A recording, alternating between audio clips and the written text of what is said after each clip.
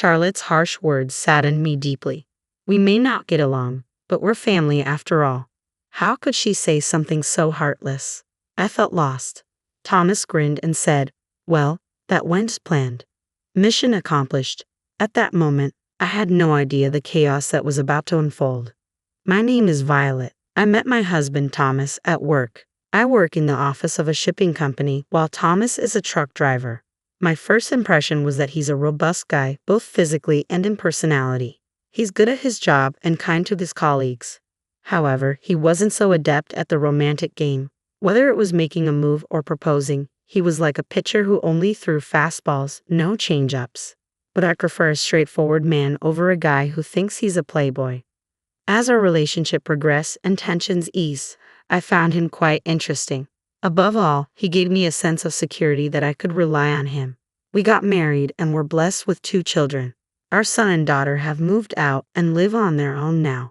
Thomas and I live in a large house. Mom passed away 5 years ago due to illness. Thomas and I still work together at the same shipping company. Thomas has been promoted to a supervisor and now handles dispatching. We had a happy marriage, but one worry was my brother, Jason. That is soft on Jason. Jason has been dreaming of becoming a rock singer since he was a teenager. He's still chasing his dream, pompadour and all, no matter his age. I won't discourage anyone from following their dreams. However, when he runs out of money, he comes to borrow from Dad. Dad, being soft, lends him the money. Dad lending money is fine. But has he ever paid you back, Violet?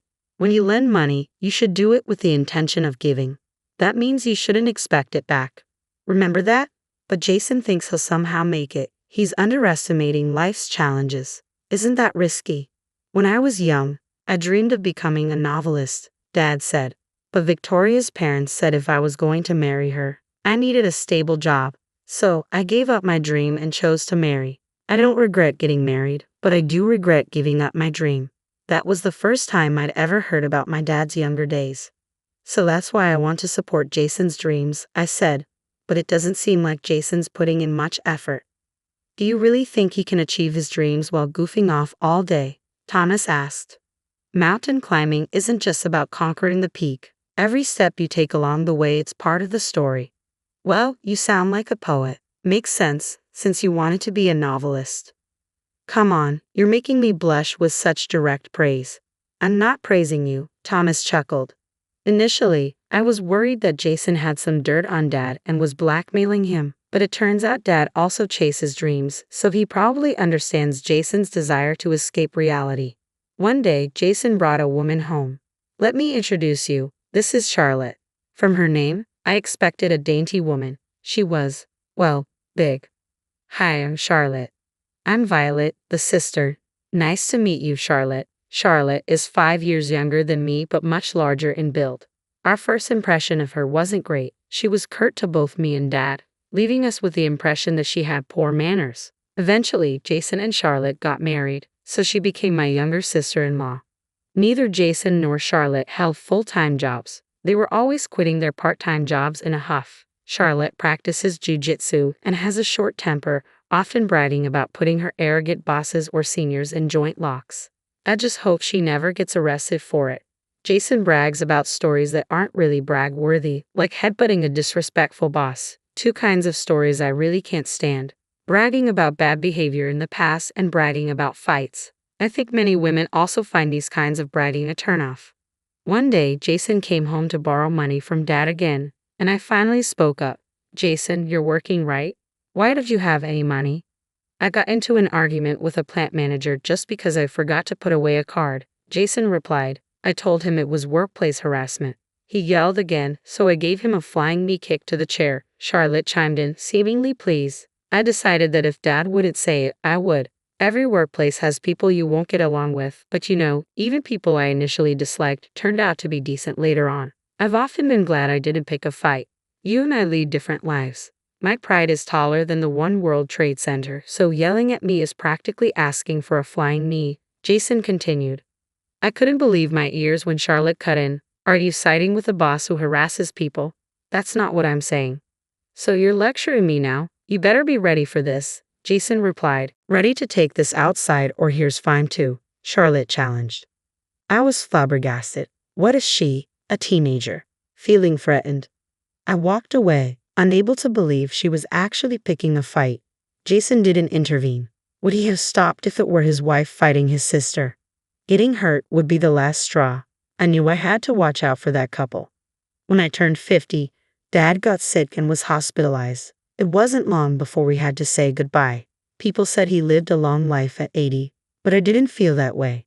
I still wanted to talk about many things with Dad. When Thomas and I were alone, he said, "Violet, actually, Lawrence." "What?" "Never mind. Just tell me later." Before much time had passed since the funeral, Charlotte approached me. "Did Lawrence leave a will?"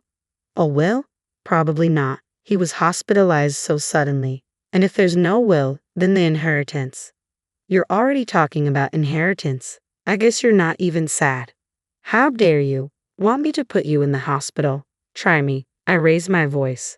Charlotte grabbed my arm in anger. I was taken aback but didn't want to apologize. "Should we call the police?" "What are you doing? You made me sound like a monster for bringing up the inheritance, so I thought I'd teach you a life lesson with an arm lock." "You're the one who's wrong, Violet. Enough. Don't yell. What are we going to do about the inheritance?" I was momentarily speechless, but then I glared at Jason. "Aren't you sad that Dad passed away?" I asked. "That's irrelevant. Stop calling me stupid." "I don't want to be called stupid by someone as stupid as you," Jason retorted sharply. "What did you just say?" The atmosphere grew tense until Thomas arrived. "What's going on here?" Thomas asked. "Wife, you better tell your husband to raise the kids right," Jason snapped. Those words crossed the line. "I'll pass that message right along to Jason," I replied, irritated. "Good on you. I'm fed up with you, Violet. This makes my decision easier," Jason declared, dropping a bombshell. "I'm the eldest son. That means the house and Dad's inheritance are all mine." "Are you out of your mind?" I exclaimed. "I'm perfectly sane," Jason said stone-facedly. Just as we were stunned by his audacity, Thomas spoke up. "Violet, let's try to keep a cool head. We're not making any progress." "Fine," I said, frustrated. We sat down at the table to hash it out. "The inheritance is all mine and Charlotte's." "Violet, I want you to give up your claim," Jason insisted. "That's ridiculous. Our dad isn't rich. If we split it between two households, there won't be much left," I argued. "There's only two of Dad's children, me and Jason, so it should be divided between us," Charlotte chimed in. But Jason scowled. "Look, Violet, you and Thomas both have jobs and are doing fine. I'm the one pursuing my dreams, so I'm the one who needs the money." "Why don't you get a job, Jason?" I retorted.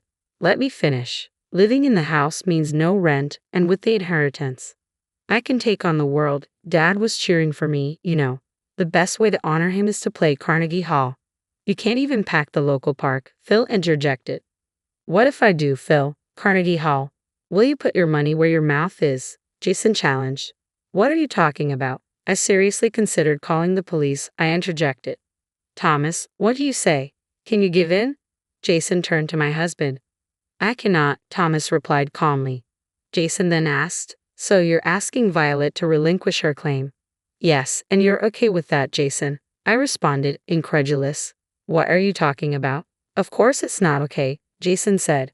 At that point, Charlotte glared at me. "Shut up. You've been yapping like a puppy this whole time. Such words should not be tolerated." I glared back at her, incensed. "Is it cute to yap like a puppy only until you're in your 20s? Stop pretending to be a young girl. It's embarrassing for a 50-year-old hack." "Take that back. I won't tolerate insults," Charlotte snapped. "Thomas, wasn't it you who should have set her straight? What do you useless couple you are?" Jason added fuel to the fire. At this point, I couldn't keep quiet. "If you were as big as a hippo, I'd have slapped you a long time ago." Charlotte looked momentarily dumbfounded, then turned to Jason. "Did your sister just call me a hippo?" "Violet, apologize while you still can," Jason demanded. "I'll apologize when Charlotte does." "Enough, both of you," Thomas intervened. "Violet, calm down." "Fine, let's proceed with the disinheritance," Jason declared.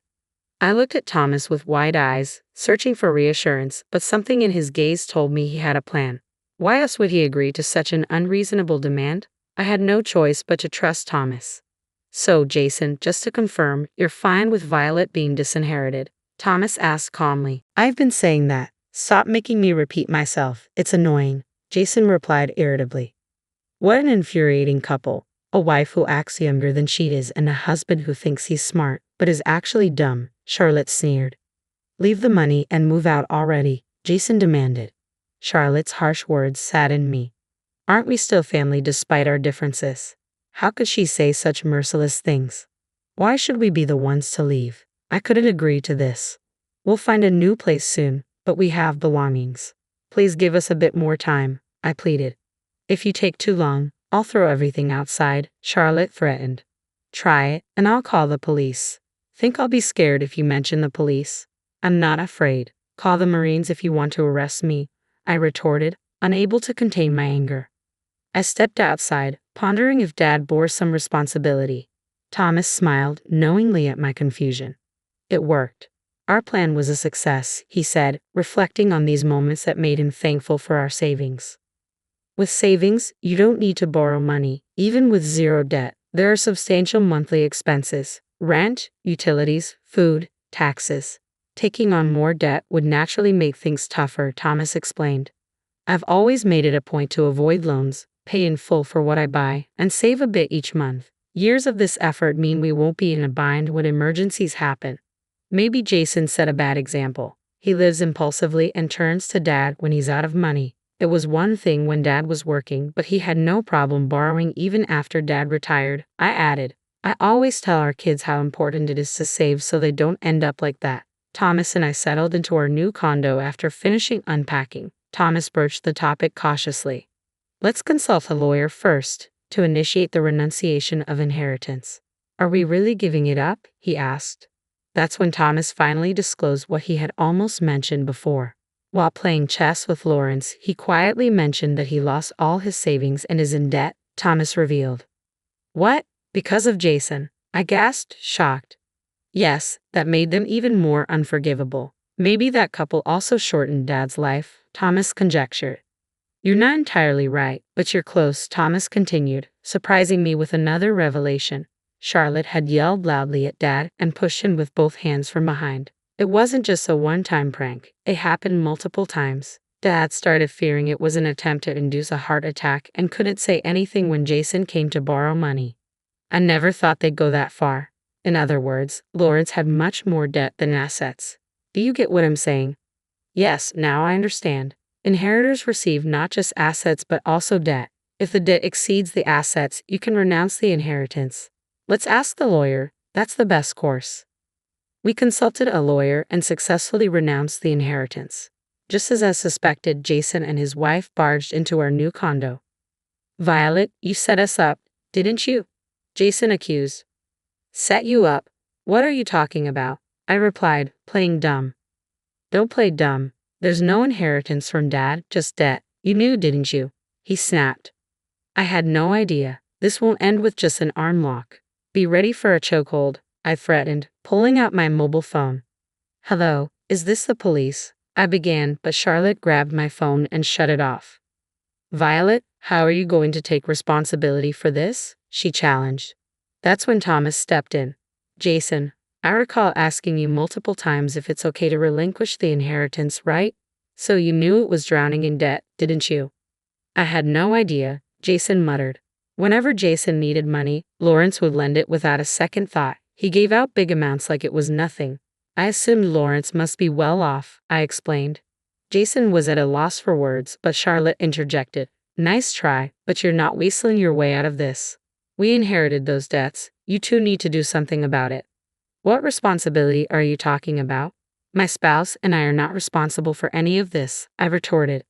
Hey, are you going to do something about this or not? Threats won't work on me, Charlotte challenged. Or should we lay it all out for a third party? I'll share every detail of what happened to Jason. Are you okay with that? How would I know that Dad went into debt just to give Jason money? If I knew, I would have stopped it. Do you even realize you shortened Dad's life? Jason finally responded. Unable to respond further, Jason stayed silent, but Charlotte remained defiant. If you're going to say that, are you okay with both of you ending up in the hospital? Enough of this nonsense. If you lay a hand on me or coerce me, it's jail time, I warned Charlotte. Your threats don't work on me. You're 45 and talking like some high school delinquent. Charlotte smirked and glanced back at Thomas. Wait, were those lines aimed at me? Right after saying it, you coerced me. Coercion is a serious crime, you know. You won't get probation, idiot. Are you a judge now?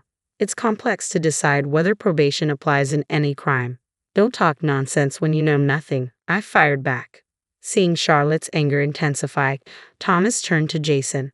Jason, are you okay with this? Charlotte, just shut up for a second, Jason finally said, clearly feeling the tension rise. Excuse me, who are you telling to shut up? Charlotte snapped back, her menacing glare now palpable with danger. I said, if you want to fight, do it outside. I won't allow it in my house. Let's calm down for now. As Jason stepped out into the hallway, Charlotte followed. I quickly closed the door and locked it. Their arguing voices echoed, but I was more worried about causing a disturbance in the neighborhood.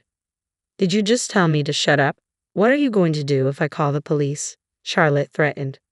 Don't worry, I'll call an ambulance in a minute, I replied calmly. A few seconds later, Jason's screams echoed down the hall. I pretended not to hear him. Shortly after, I heard what sounded like a cry of pain, but I dismissed it. Jason and Charlotte had severed ties with our family with their insults. Whether they divorced or Charlotte got arrested for assault, it was none of my concern. A few days later, I received a call from Jason. Violet, I was wrong. Will you help me? He pleaded. Who is this? I feigned ignorance. Don't be like that. We're siblings, right? He continued, his voice strained.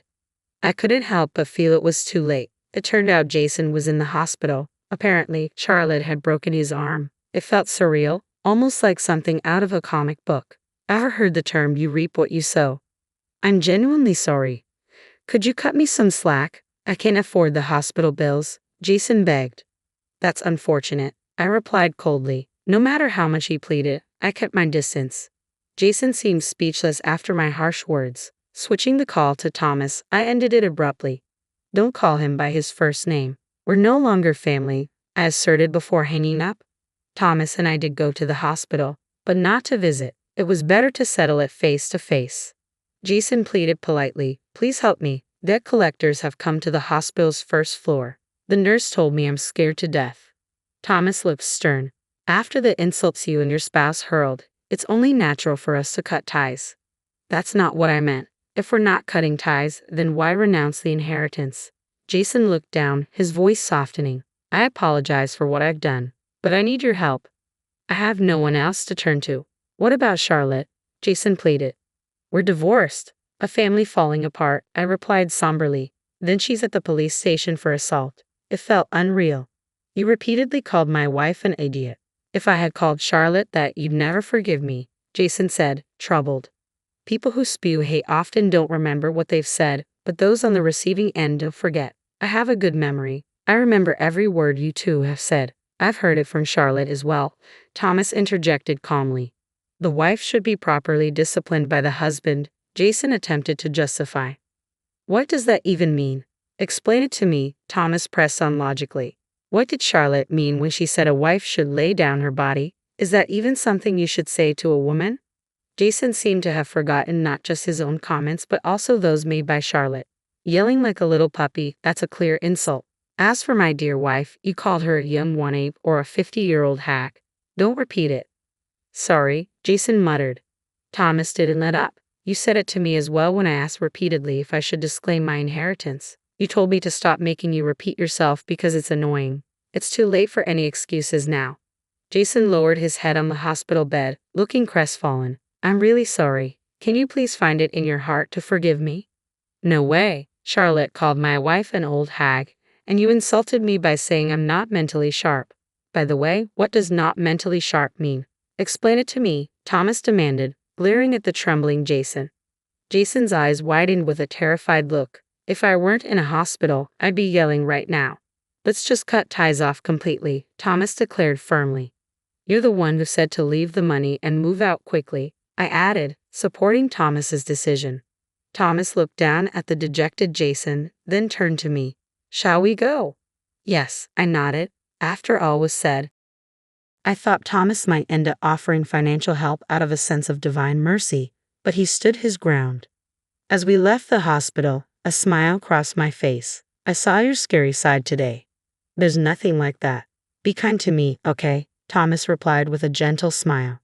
Of course, I said softly. The storm has passed. From now on, I hope for peaceful days, basking in the warmth of spring sunlight. Melissa felt really sad after her grandma passed away. She missed her a lot. Her grandma used to say that everything would be okay and that she believed in Melissa. Those were some of the last things her grandma said before she died. Melissa and her grandma lived together since Melissa was born. She never knew her parents and didn't want to make her grandma sad by asking about them. Melissa thought maybe her parents left her because they had other things to do. Lots of people visited Melissa's grandma. Some were nice and some were not. Melissa would stay in her room when they came over because she didn't want to bother them. She knew her grandma was helping them with things. As Melissa got older, she started to understand more about the world. She realized it was different from what she thought before. Melissa thought her grandma knew a lot of things that others didn't, and as she grew up, she started to understand those things too. Sometimes it made her cry because it was scary. One day, Melissa was crying in her room again. Her grandma heard her and came in quietly to see if she was okay. Melissa said she was fine, so her grandma came in and asked what was wrong. Melissa told her grandma that she was scared. Her grandma gave her a hug and asked why she was scared. Melissa told her grandma everything. Her grandma hugged her tightly and said she was worried this might happen, that Melissa would inherit her gift. After her grandma passed away, Melissa didn't know what to do. She was only 15 and worried she would have to go to an orphanage and then to a foster home. Melissa didn't want that, so she decided to run away and hide somewhere far away. She didn't know why she made that decision, but she hoped it would work out somehow. Mr. Wesley Harris kissed his daughter on the forehead and promised to come home earlier. Chelsea sighed and told her dad it was okay for him to be at work a lot. She reassured him that she would be fine. Wesley suggested having a movie night to cheer her up. Chelsea agreed with her dad, saying she'd be okay and wanted to talk to him about something. What is it, sweetheart? Mr. Harris asked. Chelsea asked if they could try to find someone. Are you sure, honey? Her father asked, concerned. Chelsea didn't want a caregiver who only did medical stuff and treated her like a kid. She wanted someone she could talk to. She didn't like the nurses from agencies because they felt fake and cold, like robots following rules. She wanted someone real.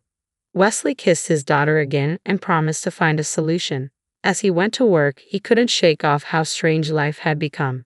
Just 5 years ago, he had a happy family, but now his wife had died in a car crash, and his daughter was seriously ill and bedridden. Despite spending a lot on her medicine, Chelsea's health was deteriorating, and the doctors weren't hopeful. At first, Chelsea's illness wasn't so scary. She got treatment and seemed like any other kid, but things took a turn for the worse. Chelsea started losing weight fast and became very weak. It had been a year, and she could barely leave her bed. Lately, she'd been in more pain, and it broke Wesley's heart to see her suffer. Despite doctors' prescriptions, the painkillers didn't seem to help much, and Chelsea was becoming resistant to stronger ones. When Wesley arrived at work, his driver asked if he could leave early because his wife was being discharged from the hospital.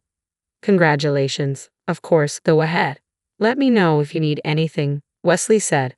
The driver thanked him and asked if he could take a day off tomorrow. Sure, take it. By the way, is it a boy or a girl? It's a girl. We named her Melissa. Wesley smiled and complimented the name Melissa. He wished his driver congratulations again and headed to his office. Despite the bustling activity around him, life seemed dull and dreary at home. While others celebrated weddings and births, his family silently waited for what would come next. The hardest part for Wesley was staying strong and not crumbling under the weight of it all. He tried his best to support Chelsea and smiled as much as he could. Chelsea was smart and mature, handling her condition remarkably well, but it pained Wesley to see her confined to her bed, knowing there was little hope for improvement. His secretary interrupted his thoughts, asking him to sign some papers.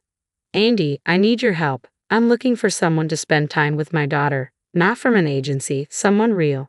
That's tricky. Maybe someone her age or someone in need of a place to stay.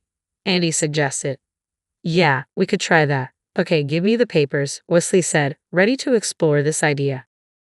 Wesley finished his work early to keep his promise to Chelsea. He decided to stop by a convenience store to buy her some sweets, even though the housekeeper and doctor said she shouldn't have sugar. Wesley knew a chocolate bar would make her happy, even if it wasn't the healthiest choice. As he left the store, he noticed a girl standing outside who seemed troubled. Despite not looking homeless, Wesley felt she needed help. He approached her and asked if she needed assistance. The girl was initially scared but then smiled and asked for some spare change. She explained she was out of money and hungry. Wesley spotted a nearby restaurant and offered to buy her some food. "Thank you so much, sir. This is really embarrassing," the girl said. "No need to feel embarrassed. Let's get you something to eat," Wesley replied kindly. As they walked to the restaurant, Wesley couldn't help but think about the girl's age. She seemed to be about 15 or 16, just like his daughter Chelsea. But there was something in her eyes that made her seem bolder. The girl ate eagerly, and watching her made Wesley hungry too. Suddenly, he had an idea. "I'm sorry, I never asked your name," Wesley said. "I'm Melissa," the girl replied. "Melissa, where are your parents? Do you live with them?" Melissa paused. "I don't really know them. I used to live with my grandma in a trailer park, but she passed away 7 months ago, so I moved to the city." "Do you have somewhere to stay?" Wesley asked. Melissa shrugged. "I was staying with my grandma's friend for a while, helping out around the house, but then her kids took her to another city." "So, you're saying you have nowhere to go?" Wesley asked. Melissa nodded. "I guess not. Would you like to come live with us? I have a daughter," Wesley offered. "Is she sick?" "How do you know?" Melissa asked, surprised. Melissa noticed Wesley's confusion and explained how she figured out he had a daughter who was sick. "You're pretty sharp. How old are you?" Wesley asked. "I'll be 16 soon," Melissa replied. "Do you have any identification with you?" Wesley inquired. "It's at the mall nearby. A nice janitor lets me keep my stuff there. Sometimes I help him clean and he lets me stay," Melissa explained. Wesley considered the situation. He liked Melissa. "So, what do you think? Want to come live with us? We have a nurse and a housekeeper. My daughter just needs someone to talk to," Wesley offered. "I understand. Yeah, I can do that," Melissa agreed. "You barely know me, yet you agreed to come with me," Wesley remarked. "Don't worry. I trust you," Melissa replied. "How much do you think I should pay you?" Wesley asked. "You don't have to pay me anything," Melissa said, kindly declining. Wesley thought Melissa was very innocent and genuine. They were in a car, driving past the bright lights of the city, and Melissa was gazing out the window. Wesley saw this as an opportunity to discuss his daughter. "So, Melissa, let me tell you about Chelsea." "You don't really have to. If she wants to, she'll share her story with me when she's ready," Melissa replied. Wesley agreed with a nod. He was still perplexed and curious about where Melissa had actually come from. When they got to his house, Wesley first showed Melissa her bedroom. She really liked it. "It's beautiful. I've never had a bed like that." "Make yourself at home. You can unpack while I step out for a bit," Wesley said. Melissa was thrilled with her own bedroom. She meticulously unpacked her belongings and arranged her clothes tightly in the closet. After finishing, Melissa silently left her room and walked into the hallway where Wesley was walking towards her. He stopped and said that it was time for her to meet Chelsea. Chelsea was sitting in her bed, looking out the window. "Hey, honey." Chelsea slowly turned around and smiled. "Hey, Dad." "Melissa, this is my daughter, Chelsea, and Chelsea, this is Melissa." Wesley introduced them. "Nice to meet you, Melissa," Chelsea said, looking at Melissa with great interest. "She is a really nice young lady. I'm sure you will get along well and make really good friends," Wesley added. "All right, you two go ahead and get to know each other. I'll go change," Wesley said. Melissa slowly walked over to Chelsea's bed and looked at her without saying anything. "Hi," she said. "Hi," Chelsea replied. Chelsea could feel that Melissa was looking deep into her soul. She had a weird feeling. Chelsea was a bit frightened and looked at Melissa, but then Melissa smiled. "Don't be scared. Everything's gonna be all right," Melissa said. Gradually, the awkward tension between them subsided, and they started talking. By the time Wesley came back, Chelsea was laughing. As he walked in and saw them, he froze. He hadn't seen her beaming and heard this laughter for the last couple of years. Melissa was telling her how her grandma would have herbal teas every time to make her memory better. She kept losing her shiny things and thought that she was forgetting them somewhere, and it turned out that a magpie was flying in and stealing them. "Are you guys having fun?" Chelsea turned to her dad and said, "We are." With that, Wesley said that dinner would be ready in an hour. He was expecting a refusal from his daughter as usual. This time, Chelsea said, "Dad, do you think we can move my bed to the kitchen? I want to eat there." Wesley was shocked. "Of course, honey. Let me get the chair instead." They had purchased a special chair for her a long time ago, but Chelsea never used it. She had totally been against it. Wesley instructed the housekeeper to prepare a table for 3 people, which surprised her. However, when she noticed Chelsea chatting animatedly with another girl, she quickly got to work. Chelsea couldn't eat a lot, but she had a hearty appetite. It was peculiar and uncommon. It was the first time she ate well. For a brief moment, Wesley began to question what the doctors had told him, but he realized that doctors from 3 different countries can be wrong at the same time. Before going to bed, Melissa noticed that Chelsea was curled up in pain. "Melissa, can you call the housekeeper? I need a shot," Chelsea said. But Melissa walked up to Chelsea and put her palm on top of her head. After a minute, Chelsea began to feel that the pain was subsiding. She had never felt anything like that before. She wanted to ask how Melissa was doing that, but she couldn't. Her eyes were drooping, and she felt like she was falling asleep. Melissa stood up to shut the door and saw the housekeeper hurrying to give Chelsea a shot. "Excuse me, ma'am, she's better. She fell asleep." "What do you mean she's sleeping? What about the—" The housekeeper appeared inside and saw Chelsea was indeed asleep. "That's impossible." 2 weeks passed, and Chelsea had changed a lot. Wesley was astonished. He saw how Melissa was leading her by the hand carefully. For the first time in the last few years, Chelsea got out into the yard. Wesley couldn't believe what he was seeing, but he was still wary that it could be something temporary. "Mr. Harris, where did you find this girl?" the housekeeper asked. "You won't believe it, but I met her on the street outside a store." "Is everything okay?" "Yeah, everything's fine. I mean, I don't know how to say this, but she's a bit strange. She knows everything. The other day she predicted that it was going to rain in 10 minutes. She told me that my son's sore throat needs to be treated with some kind of herb. I mean, look how much Chelsea has changed. Are you telling me she's some kind of clairvoyant or something?" "I don't know. I don't really believe those things, but I just don't understand how." Wesley smiled, but he agreed with the housekeeper. Melissa had a piercing gaze. In the morning, Wesley was getting ready for work. Melissa walked out to him from her room. "Mr. Harris, do you have to go to work today?" "Yes. Is everything okay? Can you stay home today, please?" "Why, Melissa? What's going on?" "I have a lot of things to do at the office." Melissa kept begging him not to go anywhere and to tell his driver to stay in the city today.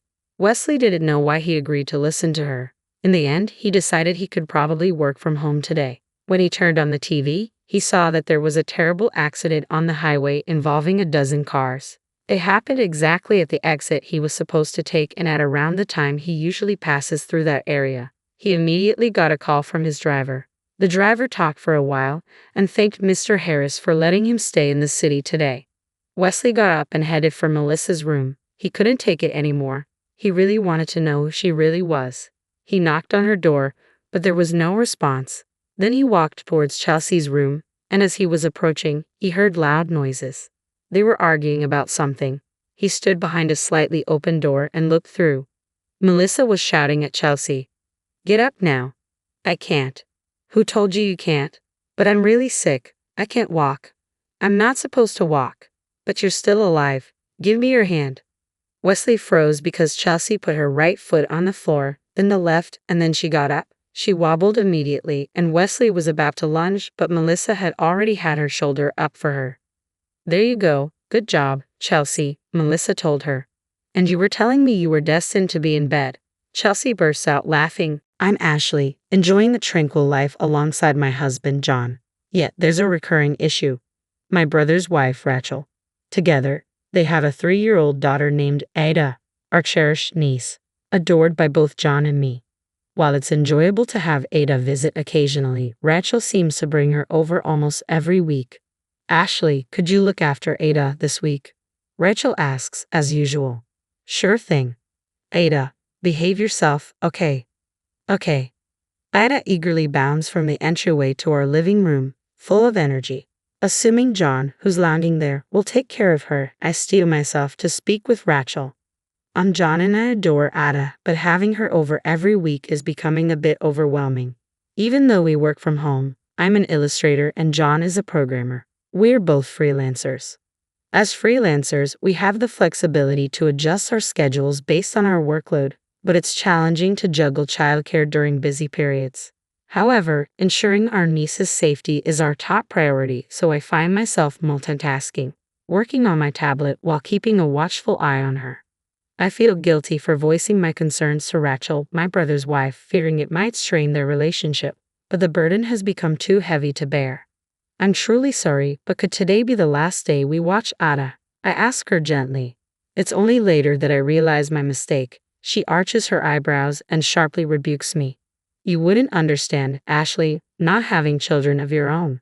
Raising kids is incredibly tough. You can't possibly comprehend the challenges we face with Ada. Her words pierce my heart like daggers.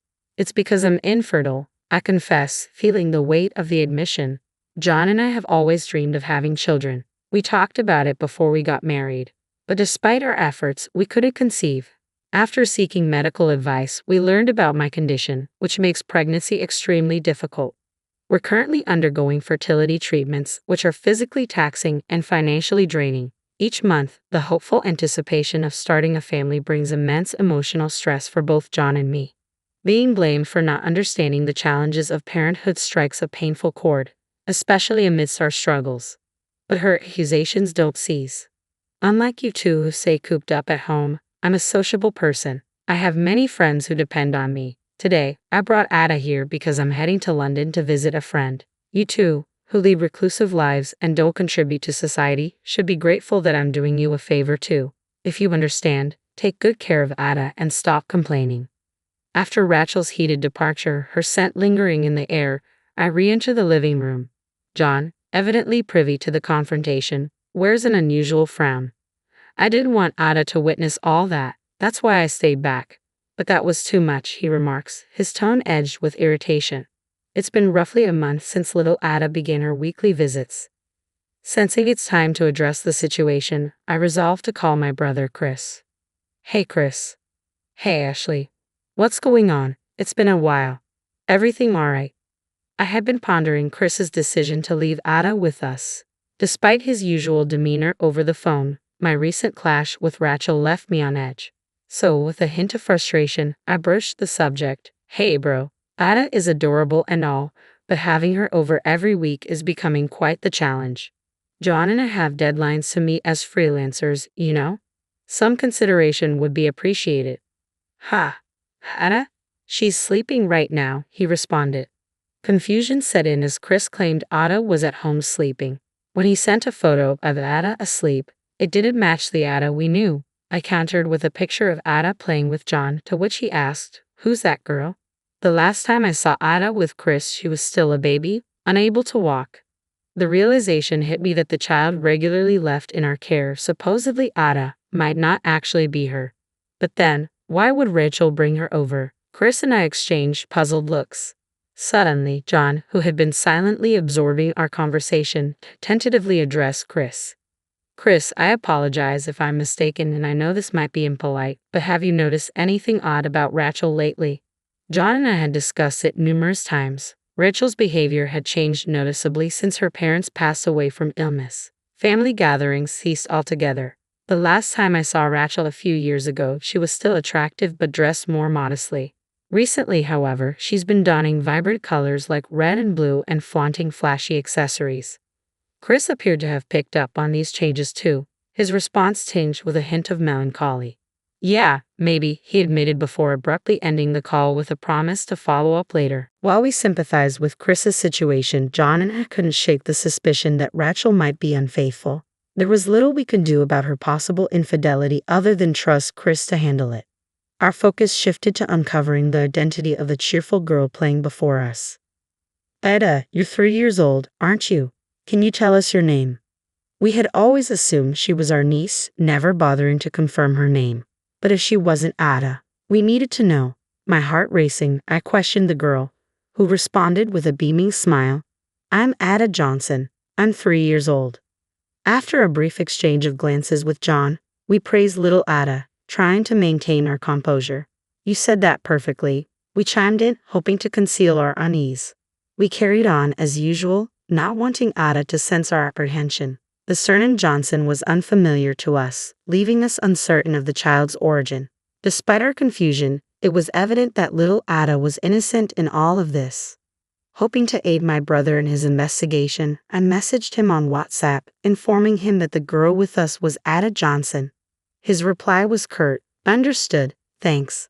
Later that afternoon, my brother showed up at our doorstep with another person in tow. "Sorry to impose, but I need to discuss something with Rachel when she comes to collect Ada. Would you mind if we wait here?" he inquired, and I readily consented, still harboring resentment toward Rachel for betraying my brother. As the evening slipped into night, Rachel stumbled into our home, clearly intoxicated. "I'm back, Peter. I'm here to take you home," she slurred, oblivious to the impending tempest.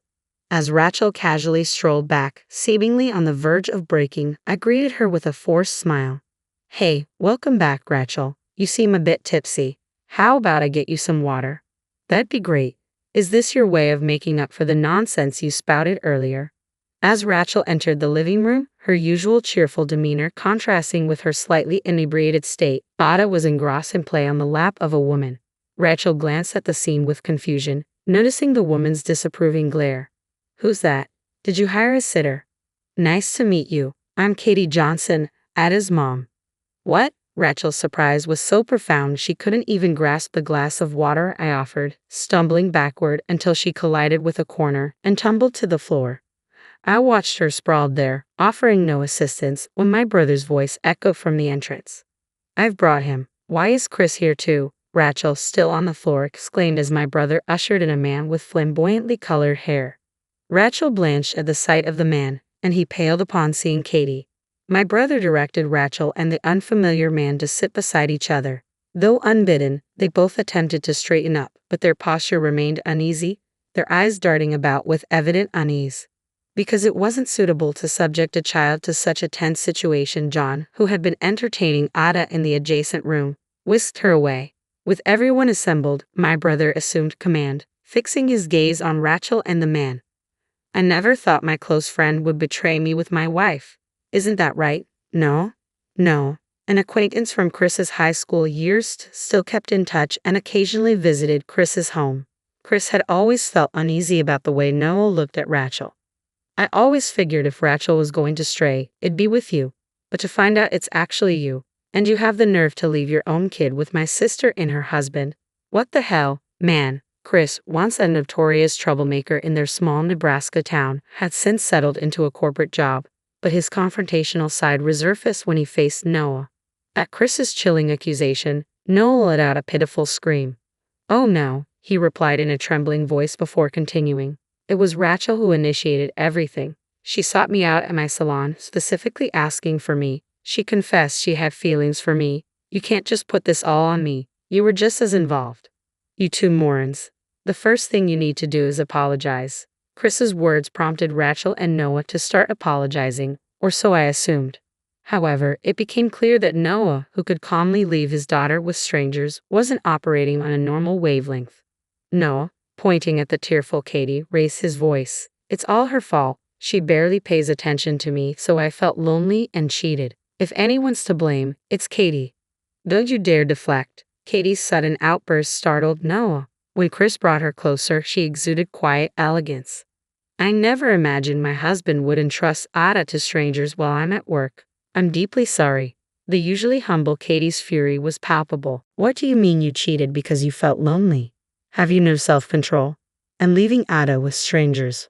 Why would you do such a thing?" Katie's frustration was evident. "And it's because Rachel mentioned her sister-in-law and her husband are childless with nothing but time on their hands. So they're a convenient option, right? But we may not have kids, but we work from home. We're not babysitters. I told Rachel this morning. We're struggling. We never imagined you were using us to care for your mistress's child as if it were your own. But is that okay? Maybe I'll be blamed for cheating, but I've just shown a childless couple what it's like to have kids." "What?" The voice that escaped, resonating deep like Chris's, drew my attention to Rachel, who bore a striking resemblance to her partner. She uttered a pitiful, "Oh no," before erupting. "This is none of your business, adults. We've been struggling to conceive. You were aware of that, weren't you?" Your constant insensitive remarks have been infuriating. But I tolerated them because you're Chris's wife. Not anymore. Let me make it clear, you're incredibly rude. Bringing a stranger's child into our home without permission, and your garish makeup that doesn't suit your age, your overpowering perfume.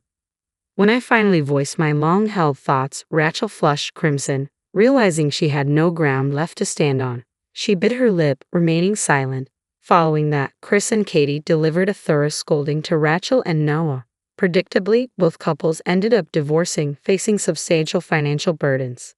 Chris spread the news of Noah's affair with Rachel to his friends in Nebraska, and the gossip soon reached Noah's local hair salon. Noah, now the talk of the town, found himself unemployed after being fired. Rachel, previously a homemaker, struggled to secure employment, lacking work experience since she became a housewife straight out of college. Unsurprisingly, her job hunt proved arduous. Upon discovering her infidelity, Rachel's parents disowned her, leaving her to scrape by with sporadic odd jobs. Both Rachel and Noah lost not only their jobs but also their families due to their indiscretions, finding themselves in a pitiable state. To my surprise, fertility treatments proved successful for me. I'm pregnant, and guess what? We're expecting twins. John and I couldn't hold back tears of joy as we eagerly anticipate the arrival of our babies. We still maintain close ties with Ada and Katie, with whom we share a unique bond. Ada and Ernest Ada get along famously, often playing joyfully together. They even lovingly touch my belly, addressing the babies with, "Let's play together once you're born," which melts my heart. Despite my brother Chris and Katie being betrayed by their partners, they've committed to raising their children as single parents. John and I stand ready to assist in any way necessary. The four of us, John, Chris, Katie, and myself, have made a pact to collaborate in raising our niece Ada and the twins on the way, forging a resilient bond between us.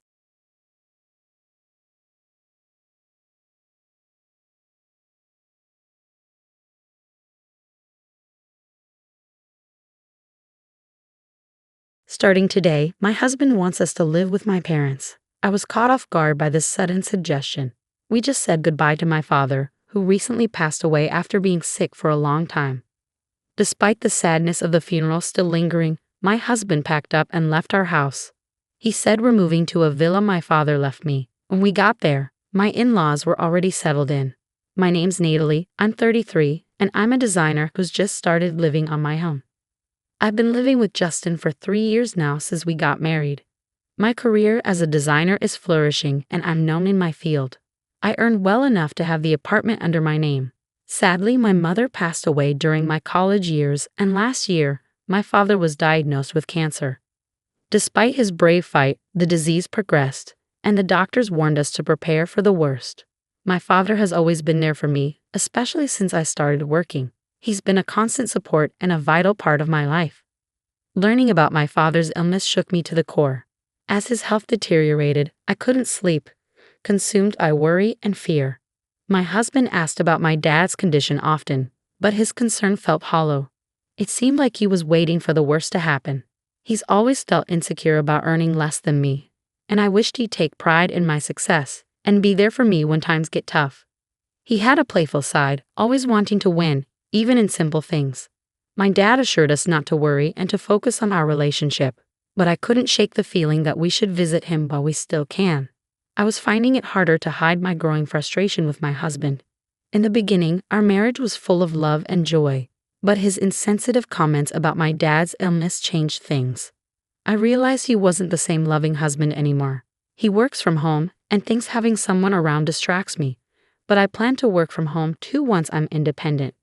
I decided to rent a small office and commute, making it easier for me to visit the hospital. Meanwhile, my husband stayed home, leaving all the household chores for me to handle.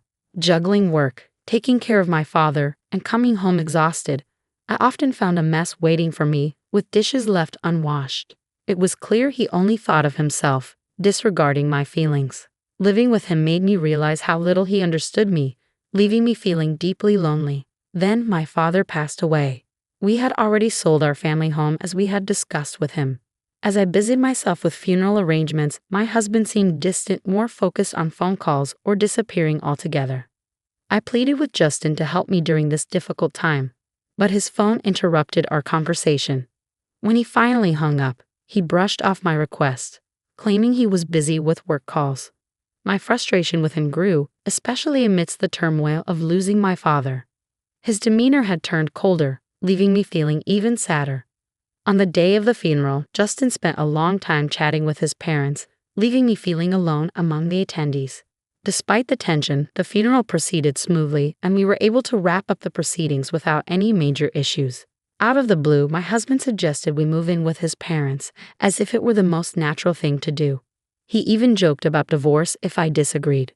I couldn't believe how casually he said it, especially considering the recent loss of my father. Fueled by grief and frustration, I retorted, "Live with them where? We don't even have a spare room here." In truth, one room in our apartment served as my husband's workspace, filled with his work stuff. Despite us not having kids, he used the space as if it were his own personal domain. "It's the villa you inherited," he said with a grin. I was taken aback. While we'd sold the family home, the villa held special memories of my father and me. I was determined to keep it that way, but my husband didn't seem to care about my feelings and kept pushing his own agenda. Living in that villa would be tough, I tried to explain, but he brushed it off. His parents had already made plans to move there, likely arranged during the funeral. With its spaciousness and peaceful setting, it was probably an appealing choice for them. Their move was already in motion, leaving no room for me to object. Every time I tried to speak up, my husband's disapproval was evident. "You're always thinking about yourself. Your constant absence because of your father's illness and emergencies has taken a toll on me. Do you even realize how much I've had to endure because of your obsession with your father?" His words were harsh, plunging my world into darkness. "Now that your father is gone, you need to listen to me." His year-long struggle was too much to bear. His callous remarks cut deep, leaving me in disbelief. I didn't want to accept that this was who my husband truly was, but it was clear he had little regard for my father or me. I couldn't shake the memory of my father's pain during his final days in the hospital. My father wouldn't have wanted me to just follow my husband's orders, leaving me behind, and he certainly wouldn't have wanted me to abandon my own feelings. In that moment, any love I had for my husband seemed to disappear. I couldn't shake the feeling of bitterness knowing he was excited about the villa while I was still mourning my father's death. Despite my emotions, I tried to warn him, "Living in a villa might not turn out as you expect." I highly doubt that was his response. With that, I had to accept his decision. I packed only the essentials and left our home. My husband looked puzzled at my sparse belongings, but I simply told him, "I'll come back for the rest later." I couldn't bear to exchange any more words with him. It was painful to see the faces of my in-laws, who I imagined were eagerly awaiting my father's death and were now happily moving into the villa. I followed my husband in silence, unable to bear the thought of my cherished place being taken over by his desires. While technically a villa, it's more like a cozy family home by the sea, nestled in a neighborhood where life is simple and peaceful. Despite its tranquil surroundings, it's conveniently close to the city center, making it a valuable piece of property. As I stepped out of the station, memories of my childhood flooded back. I remembered how my father used to carry me home on his back after I fell asleep on the train ride. When we reached the villa, my in-laws were already there. I couldn't shake the feeling of suspicion, realizing that my husband must have secretly given them a key without my knowledge. This discovery only added to my unease. The realization that my in-laws had schemed to move into the villa without informing anyone only deepened my mistrust. As I looked around, I could see the excitement in their eyes as they envisioned their future in this home. Despite being a single-family house, it was filled with sturdy furniture chosen by my father and slightly different European-style decor that must have appealed to my mother. "What a beautiful villa. It's simply perfect," they exclaimed. "Goodbye to that cramped apartment. We're so fortunate to be able to live here now. The view from the second floor is breathtaking. Your father was clever to keep such a wonderful home a secret. We should all enjoy it together, as a family." Their enthusiastic remarks only fueled my irritation. It seemed like they didn't fully grasp the weight of my father's passing and simply saw the villa as a luxurious home they lucked into. Truly, both the location and the house are perfect. "We're lucky your father left us this splendid villa. We owe him our thanks," my husband chimed in, joining his insensitive parents in laughter. They cracked open beers to celebrate the move, oblivious to the solemnity of the occasion. I sighed as I prepared snacks, watching them tarnish the precious memories I had of my parents at the dining table. I chose to bury my feelings and endure the night. The next morning, the tranquility of the villa was shattered by my mother-in-law's piercing scream. I instantly knew something was wrong. As I woke up and hurried to investigate, I found my father-in-law and husband causing a commotion, slightly delayed in reaching the source of the scream. In the bathroom, my mother-in-law lay on the floor, clutching her foot with a panicked look. The floor collapsed under me, she gasped, clearly shaken by the sudden event. But the floor seems fine. You must have just slipped, right? My husband and father-in-law seemed oblivious to the severity of the situation as they examined the spot she indicated. However, the floorboards appeared smooth and undamaged. Despite their reassurances, she remained adamant. My father wouldn't have wanted me to just follow my husband's orders, leaving me behind. And he certainly wouldn't have wanted me to abandon my own feelings. In that moment, any love I had for my husband seemed to disappear. I couldn't shake the feeling of bitterness knowing he was excited about the villa while I was still mourning my father's death. Despite my emotions, I tried to warn him, living in the villa might not turn out as you expect. I highly doubt that, was his response. With that, I had to accept his decision. I packed only the essentials and left our home.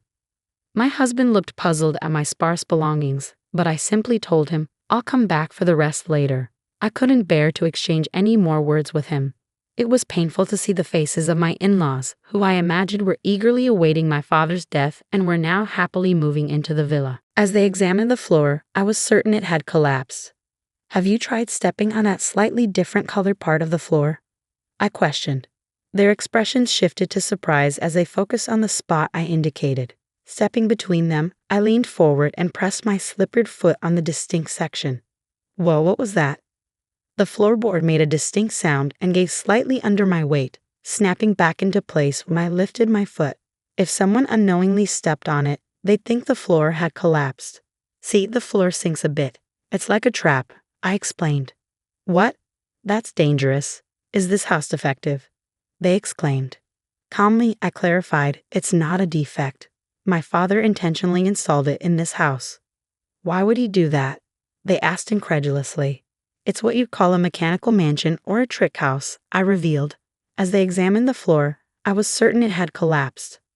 Have you tried stepping on that slightly different colored part of the floor? I questioned. Their expressions shifted to surprise as they focused on the spot I indicated. Stepping between them, I leaned forward and pressed my slippered foot on the distinct section. Whoa, what was that? The floorboard made a distinct sound and gave slightly under my weight, snapping back into place when I lifted my foot. If someone unknowingly stepped on it, they'd think the floor had collapsed. See, the floor sinks a bit. It's like a trap, I explained. What? That's dangerous. Is this house defective? They exclaimed. Calmly, I clarified. It's not a defect. My father intentionally installed it in this house. Why would he do that? They asked incredulously. It's what you'd call a mechanical mansion or a trick house, I revealed. In reality, my father was a devoted ninja enthusiast. This villa was his pride and joy, a treasure he poured his heart and soul into. As a child, I often tagged along while he tinkered with the house's mechanisms or added new ones. That's why there are traps and hidden mechanisms scattered throughout. A shelf you shouldn't touch, a floorboard that gives way when stepped on, a door that requires a specific sequence to open, concealed passageways, and even secret rooms. Every corner of this villa is infused with my father's dreams and ingenuity, cultivated over many years. While it's perfectly suitable for everyday living for me, who grew up here and learned how to navigate all the traps from my father, it's a different story for my husband and in-laws, who are unfamiliar with its quirks. I did warn you that living here would be challenging, and I also mentioned that it's a place filled with my father's memories. My father's intense ninja obsession is pretty well known among her relatives. It's surprising you didn't know, I remarked. Initially, my husband denied any knowledge, but now he seemed speechless. My in-laws were equally taken aback by this revelation. With our apartment lease already canceled and nowhere else to go, they turned to my husband for guidance on what to do next. Amidst the chaos, both my father-in-law and husband inadvertently triggered another trap, causing them to stumble. As I watched them sprawled on the ground, I couldn't help but chuckle. Feel free to make yourselves comfortable for as long as you need. I said, my tone more sarcastic than welcoming. They had been enamored by the villa's luxury, ignoring my warnings and showing little interest in my father's peculiar hobbies. Now, they were experiencing the consequences of their oversight. Even my attempts to explain the dangers of the traps fell on deaf ears. It's no big deal. We'll get used to it, my husband insisted confidently, and I responded with a knowing smile. I'll head back to the apartment to get things ready for our move, I told them before leaving them at the villa. However, the truth was, I had no plans for moving preparations. Instead, I intended to take a few days off to sort through my father's belongings. As expected, just 2 days later, my husband and in-laws had had enough. During that brief period, I found comfort in being alone, allowing me to slowly regain a sense of positivity as I planned my next steps. Before long, my father's villa gained attention as a unique attraction in the neighborhood. It became known as the Trick Mansion and was regularly featured in local newsletters. Curious visitors would stop by whenever the villa was unoccupied. Looking back, I remembered strangers touring the villa and local children playing nearby, making it a vibrant spot in the community. My father had listed both the villas and our old home's phone numbers in the newsletters. However, with the family home sold, any inquiries would now come to the villa's number. Thanks to my upbringing, I was able to handle calls from foreign visitors as I was proficient in foreign languages. However, my husband and in-laws struggled with foreign languages. In addition to the stress of navigating the villa's traps, they were overwhelmed by unexpected visitors and foreign language calls. Exhausted and sleep-deprived, they retreated to the apartment. Why don't we all just live here together? My husband suggested. After eagerly awaiting my father's passing to claim the villa, they were ready to give it up after just 2 days. Instead of offering them tea, I handed my husband divorce papers that I had already prepared and signed. There's no way we can live together under these circumstances. If you understand, please leave quickly, I said with a heavy heart. I couldn't forgive him for disregarding my feelings and acting insensitively without consulting me or providing any explanation. My husband decided that we would move in with his parents, leaving me with all the household responsibilities, as he had never shared them before.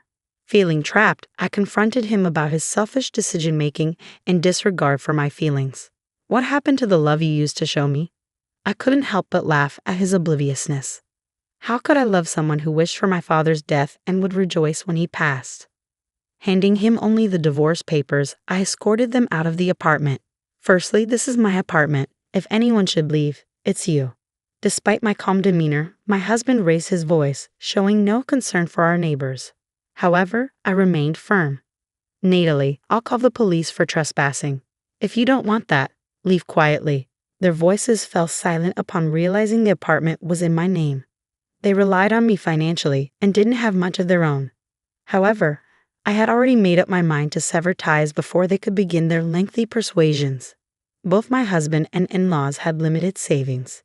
After being forced out of the apartment and unable to return to the villa, they settled into a cheap, low-quality apartment, struggling to make ends meet. They often reminisced about the previous apartment, considering it better. Initially, my husband felt remorseful and apologized frequently. However, as time passed, he became resentful of his parents. With their advancing age, they rarely found stable employment, depleting their savings and pension. Each move only exacerbated their familial discord as they argued constantly within the thin walls of the apartment. Despite receiving noise complaints, they refused to apologize and instead retaliated, leading to strained relationships with their neighbors. They may soon need to search for another place to live. While my husband used to enjoy working from home, the current apartment lacked the luxury of a dedicated workspace. Struggling to focus on his work, his professional standing and sales took a nosedive. Now he barely makes ends meet with a late-night job at a convenience store and may need to take on multiple part-time gigs to survive. His in-laws regretted allowing their son to dictate their decisions, blaming him for their predicament during their frequent arguments. If only you had been more responsible, we wouldn't be in this mess. You should have double-checked everything. Don't pin the blame on me. She's the one who kept things hidden, they argued. I remained silent as they continued their accusations. If only you had communicated better with your father, none of this would have happened. I never imagined we'd end up like this because of our son, they lamented. Yet they had always harbored hopes of inheriting the villa and were elated when my father passed away. I'll never forget that. Following the divorce, I made significant progress in my career as a designer. To cope with my father's passing and these turbulent events, I incorporated ninja elements into my designs, sharing them on social media platforms. Their popularity surged, catching the attention of a major cosmetics company. To my surprise, they approached me for a project, designing packaging with an Asian flair, incorporating ninja elements. It felt like a way to honor my father's memory, so I eagerly accepted the opportunity and poured myself into the work. The project was a resounding success, propelling my career to new heights. With joy in my heart, I shared updates at my parents' graves, grateful for the chance to honor their memory in such a meaningful way. I chose to keep the mechanical house, preserving it as a special place brimming with memories of my father. I began organizing tours and transformed it into a space where both tourists and local children could enjoy themselves free of charge. Soon, the house gained significant media attention, providing much-needed income to cover ongoing expenses. Additionally, online articles about the house were translated into foreign languages, garnering support from international fans. Some of the donations even came from elderly individuals who shared my father's passion for ninjas. I'm committed to maintaining this enchanting place for years to come. Meanwhile, the mechanical house remains a lively center of activity, especially beloved by local children. Is this the famous mechanical house? Where are the surprises? Show us. With the help of dedicated local volunteers, precautions are taken to ensure the children can play safely. Foreign tourists are often amazed by features like the hidden floorboard doors. Wow, this is incredible. I'm so touched to experience such a unique place. What other surprises await? Despite losing my father and going through a divorce over the villa's inheritance, I believe the gains have outweighed the losses. The villa has evolved into a treasure trove of memories shared with loved ones. Through it all, I've experienced personal growth, embracing the future with renewed optimism and hope. I've been saving up a lot lately. My name's Cassie, and I can't help but smirk at my phone with a sneaky laugh. I'm 29 now, married for 2 years, and working hard as a housewife. Some of my coworkers think my smirk is weird, but I can't stop because I'm so close to saving enough money to build my dream home. The balance in my bank account is almost there. My husband, Max, and I don't have kids yet, but we've always planned to have some once we have our own home. I wanted to stay single a bit longer, but at 27, I fell in love with Max, who's a bit older than me. We work at the same company, but in different departments, which can be awkward, but I've stuck with it because finding a new job would mean less money. Now, after a lot of hard work, I'm almost ready to buy our dream home. It's been quite a journey. Life with my husband is smooth sailing, and our savings are growing steadily. We're content with our ordinary jobs and our plan to buy a simple home. Finding joy in this regular life is what makes me happiest. But there's one big hiccup, my relationship with my in-laws. It's the toughest part of being married. When I come home from work to our small rented apartment, seeing my in-laws' shoes at the door instantly drains me. They seem to be here again today. I let out a heavy sigh. I'm home. Oh, you're back. The one who responds isn't my husband Max, but my mother-in-law, comfortably seated on our cramped sofa. Good evening. Do you always come home this late? Our in-laws live just 3 train stops away, which is too close for comfort.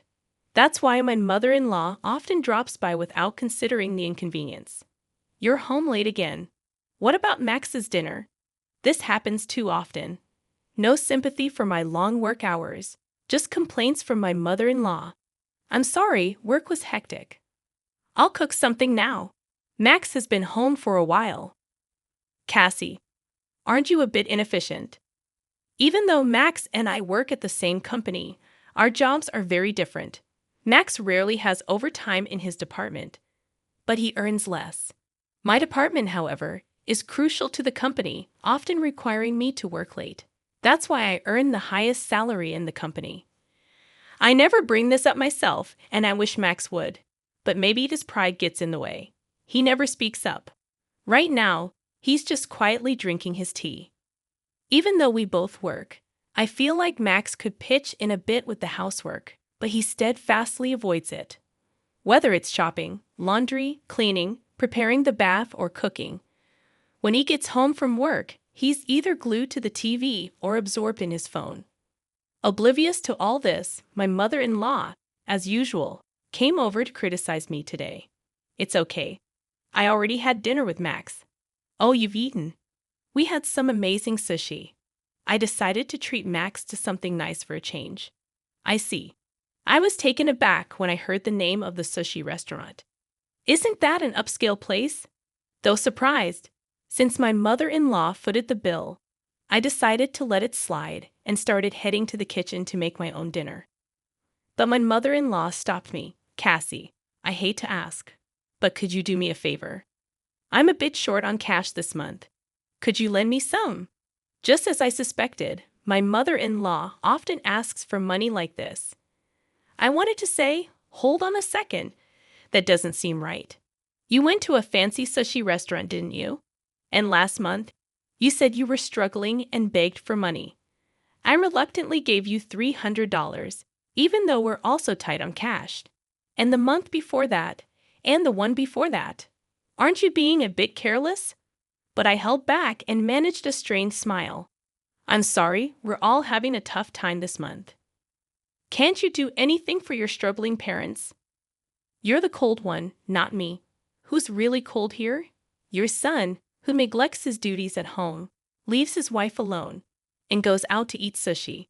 Seems pretty cold to me. Finally, my husband Max chimed in. Cassie's mom is in a tough spot. Can't you lend her a hand? Oh, so we're really struggling this month, huh? Well, Mom, I'll help you out. Max sighed and pulled $500 from his wallet, handing it to his mother. Max is such a kind and wonderful son, unlike Cassie. I was stunned as my mother-in-law shot me a glare and headed for the door. I thought she was leaving, but then she turned back and glared at me again. Max, if you ever want to divorce your money-hungry wife, you're always welcome to come back home. I'll keep that in mind. With a slam, my mother-in-law left. What was that all about? I turned to Max, who was already lounging on the sofa with his phone. I confronted him. Why did you give her $500? If we have that much extra cash, why not put it towards our household expenses? I had my reasons for asking. While Max pays the rent for this apartment, that's the extent of his contributions. I cover all the bills like utilities, phone, groceries, and other expenses because Max refuses to chip in. What do you mean? I pay the rent, don't I? You expect more than just that. You're so greedy. That's Max's usual way of avoiding financial responsibility. I'm taking care of everything else, including the phone bill you're holding. It's understandable you earn more, but I only make a bit more than your salary. We're barely making ends meet with our expenses and savings. Oh, you have enough to save? Then you should be fine. Suddenly, he reached out his hand when I mentioned savings. What's this for? I gave my mom $500, and now I'm broke. Can you lend me some cash? What? Seriously. This is unbelievable. Despite keeping almost all of his salary except for rent, Max always claims he's short on money every month. He used to justify it by saying, a man needs to socialize and entertain, and I reluctantly went along. But not today. Why should I foot the bill for you and your mom's sushi? Why am I responsible for that? It's a way to honor parents. What about me? Neither Max nor my mother-in-law ever show appreciation. It feels like I'm just a paycheck to them. And what was that about considering divorce? Exactly what it sounds like. If you keep being so tight-fisted, I might have to consider it. With that, Max locked himself in the bedroom. He even went as far as locking the bedroom door. In our tiny apartment, there aren't many places to go. With the bedroom inaccessible, my only option was to sleep on the sofa. These days, amid all the stress, the only solace I find is in checking my bank account balance.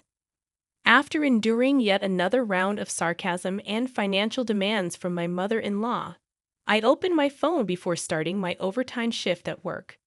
Logging into my savings account, which I've had since I was single, I thought everything was on track for our dream home. That is, until I saw something that made me freeze. What's going on? I exclaimed, abruptly apologizing to my boss before rushing home. Max, are you here? Oh, what's going on? You're home early today. Max looked surprised. Before him lay an assortment of what looked like expensive sushi, and he wasn't alone. Welcome home, Cassie. We're just visiting. Both in-laws were present, not just my mother-in-law, but my father-in-law too. I couldn't help but wonder why they were here. What's happening? We're having sushi. Want some, Cassie? Sushi? Where did this come from? Oh, we had some extra cash, they replied. Pressing for more details, both Max and my in-laws seemed taken aback. I grabbed Max's collar, as if to keep him from escaping, and he reluctantly handed me something. It was the bank book for the account I had just checked online. Flipping it open, I was left speechless when I saw the transaction history. What's going on? How did you withdraw this? I demanded, my anger rising. Well, I just guessed the PIN, and it worked. Lucky me, right? Max replied casually, showing no remorse for taking out a large sum of money without my consent. I was furious and on the verge of exploding at Max for his nonchalant attitude. How dare you take my money without asking? The funds I had diligently saved since my single days had been withdrawn without my knowledge. Come on, we're married, aren't we? What's mine is yours. Don't be so uptight. This is the savings I've worked hard for since before we got married.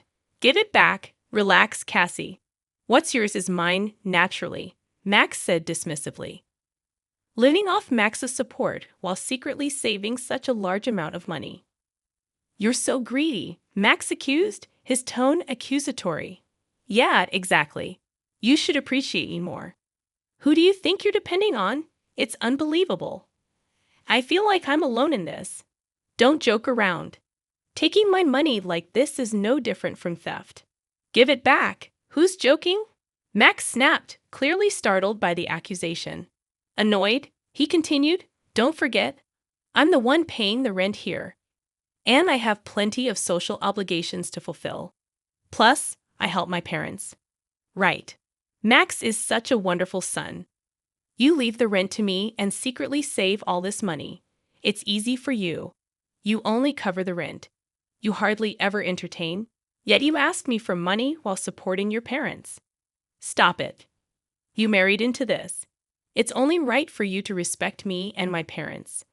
What's more, be grateful I haven't divorced you for being so useless, Max yelled, grabbing my hand and pushing me out the door. Hey, no sushi for you. Go cool off outside. I never expected to be kicked out. After standing there in shock for a while, I ended up spending the night in a business hotel. The next day, when I returned home, only Max was there. I was relieved the in-laws were gone. But then Max handed me a piece of paper. It was a mutual agreement statement, stating that if I didn't obey him, we would divorce. What's this? Listen, if you keep complaining, we're getting divorced. If you don't want that, just obey me silently. I'll take charge of the savings from now on, Max declared, flaunting the bank book. Then he got ready to leave. Where are you going? Out for a drink. What? Do you have a problem? Want a divorce? He taunted with a smirk and left. Such a foolish man. Did he really think threatening divorce would make me comply? My love for Max had completely vanished. Besides, did he seriously think there was still money left in the account he emptied? I had already withdrawn it all and moved it to another account. I felt uneasy keeping a large sum in one place, so I had multiple accounts. The bank book Max took was just one of them. I signed the paper without hesitation. Max's attempt at a threat didn't faze me. It was exactly what I desired. Quickly, I packed my belongings and left the house. I spent another night at a business hotel, and the following day, I took a day off work to file for divorce as soon as the city office opened. Then, I headed straight to a real estate agency. The previous night, while browsing on my phone at the hotel, I stumbled upon a property that caught my attention. A newly built detached family home near the station, perfect for commuting. It was almost love at first sight. The exterior and interior matched what I had envisioned. After viewing it, I made the decision to purchase the house on the spot. From then on, everything happened in a whirlwind. Staying in a business hotel until the move became too costly, So I explained my situation and stayed with a friend while getting ready for the new house. I had to start from scratch with furniture and other arrangements. Amid the whirlwind of activity, I completely forgot about my ex-husband and former in-laws. "Hey, Cassie!" Max's voice startled me one day when he showed up at my workplace. "Oh, right, we work at the same company." As Max loudly called my name, drawing everyone's attention, he approached me without hesitation. "Why haven't you been returning my calls?" "Oh, I didn't think they were important," I replied, remembering Max's persistent calls. I was preoccupied and didn't want the hassle, so I ignored them. "You withdrew money from the account on your own, didn't you? Stop playing around. And why haven't you come back home? Do you really want to get divorced?" "It's fine," I replied nonchalantly. "We're already divorced, and that money in the account is mine, so I can do as I please with it," I stated firmly. Max still seemed to view the word divorce as a threat. My casual response left him looking bewildered. "What a silly expression. It's almost comical. What divorce? You mean you graciously offered it to me, and I graciously accepted," I remarked. "What? I don't accept this," Max protested. "Whether you accept it or not, the divorce is final." "Oh, and I've already informed the company and completed all the necessary procedures. You might have some paperwork to handle, so make sure to report it to your boss, okay?" With that, I redirected my attention to my computer. "I'm busy." "Where are you living now? You left your belongings at the house," Max inquired. "I took what I needed. I'm comfortably settled in with new things I bought. Don't worry about me. And as for your whereabouts, that's none of your concern. This is a matter of privacy, so please refrain from prying any further," I replied firmly. With that, Max fell silent. Eventually, feeling the weight of the stares from my colleagues and boss, Max left the department without saying another word. "Cassie's been through a lot," my colleagues sympathized. The comfort of my new home was unparalleled. The scent of a freshly built house was unforgettable. It was spacious and cozy. However, having just moved in, there were still many things I needed. Today, I was anticipating the delivery of some appliances I had ordered online. Then the intercom rang. "Ah, it must be here," I thought as I went to open the door. I immediately regretted it. I cursed myself for not checking the intercom. Standing before me was Mother.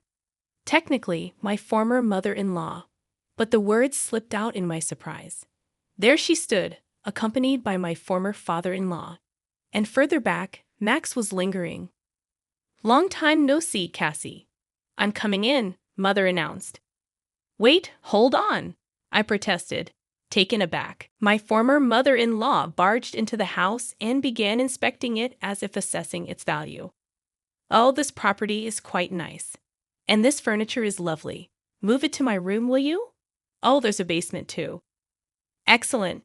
Then this will be our room," she declared. Excuse me, but what's with these curtains? Dreadful taste. I'll choose new ones for you, so hand over the money," she continued. "The garden is quite spacious. Perhaps I'll start a vegetable garden." What were these people going on about? Confused, I turned to Max. "Max, what is?" "Be grateful, Cassie," Max interjected. I was about to confront them when my former mother-in-law cut in with irritation. I looked at her smug expression. "It's not much of a house, but as a gift for the parents, it's decent. If it's a two-family home, we'll move in. Of course, as the wife, you'll do the housework. We'll be generous and only ask for $1,000 a month for our allowance." What? What on earth is she saying? Are they from another planet? I couldn't comprehend and just tilted my head. "As the wife, I'm single now, you know," I added, surprising both my former mother-in-law and myself. "Max, you didn't tell them?" I questioned. "I don't accept it," Max shouted. But it didn't matter whether he accepted it or not. The divorce was final. We were complete strangers now. Upon hearing my declaration, my former mother-in-law's face paled. "What do you mean you're abandoning us?" "Your parents." "My parents live in the countryside. I was planning to invite them over soon," she protested. "Don't joke around. This house is ours, she insisted. No, it's mine, I retorted. What was she thinking? This house was purchased with my savings in my name. Then where are we supposed to live? She demanded. I don't know. That's not my problem, I replied, feeling the weight of their expectations. Apparently, they had already sold their house, and the contract was finalized. They planned to live a comfortable life in this house with the money from the sale and whatever they could extort from me. It was a frightening plan. I don't accept this. My former mother-in-law continued to protest. But it doesn't matter. We're strangers now, and this house is mine. I won't accept it, absolutely not, I asserted firmly. In her anger, my former mother-in-law ripped the curtains. Hey, what are you doing? These things I don't need, such bad taste. This is my house. I'll do as I please, I snapped back. That's right. What's yours is mine. Everything you own is mine, she insisted. Listen, I don't accept this divorce, and both my parents and I are going to live here, Max shouted out. Oh no, this is getting out of hand, I thought, just as I heard sirens. I had secretly called the police when Max and my former mother-in-law barged into the house. Finally, the police arrived. What are you doing? We haven't done anything wrong, they protested. That's right. If anyone should be taken, it's this woman, my former mother-in-law added. After a scene, they weren't arrested but were escorted away by the police. It had been a tumultuous day. After being released, Max continued to come by, insisting on reconciliation and getting picked up by the police each time. He even followed me to work. So after consulting with my boss, George, he received the stern warning. Misusing his wife's savings and assaulting her new home became the talk of the office, leading to an uncomfortable working environment for Max. His resignation seemed to affect him mentally, and he struggled to find new employment. My former in-laws, having sold their house, moved into the cheap apartment where Max and I had lived. It was an old, poorly maintained place, so it wouldn't have fetched much money.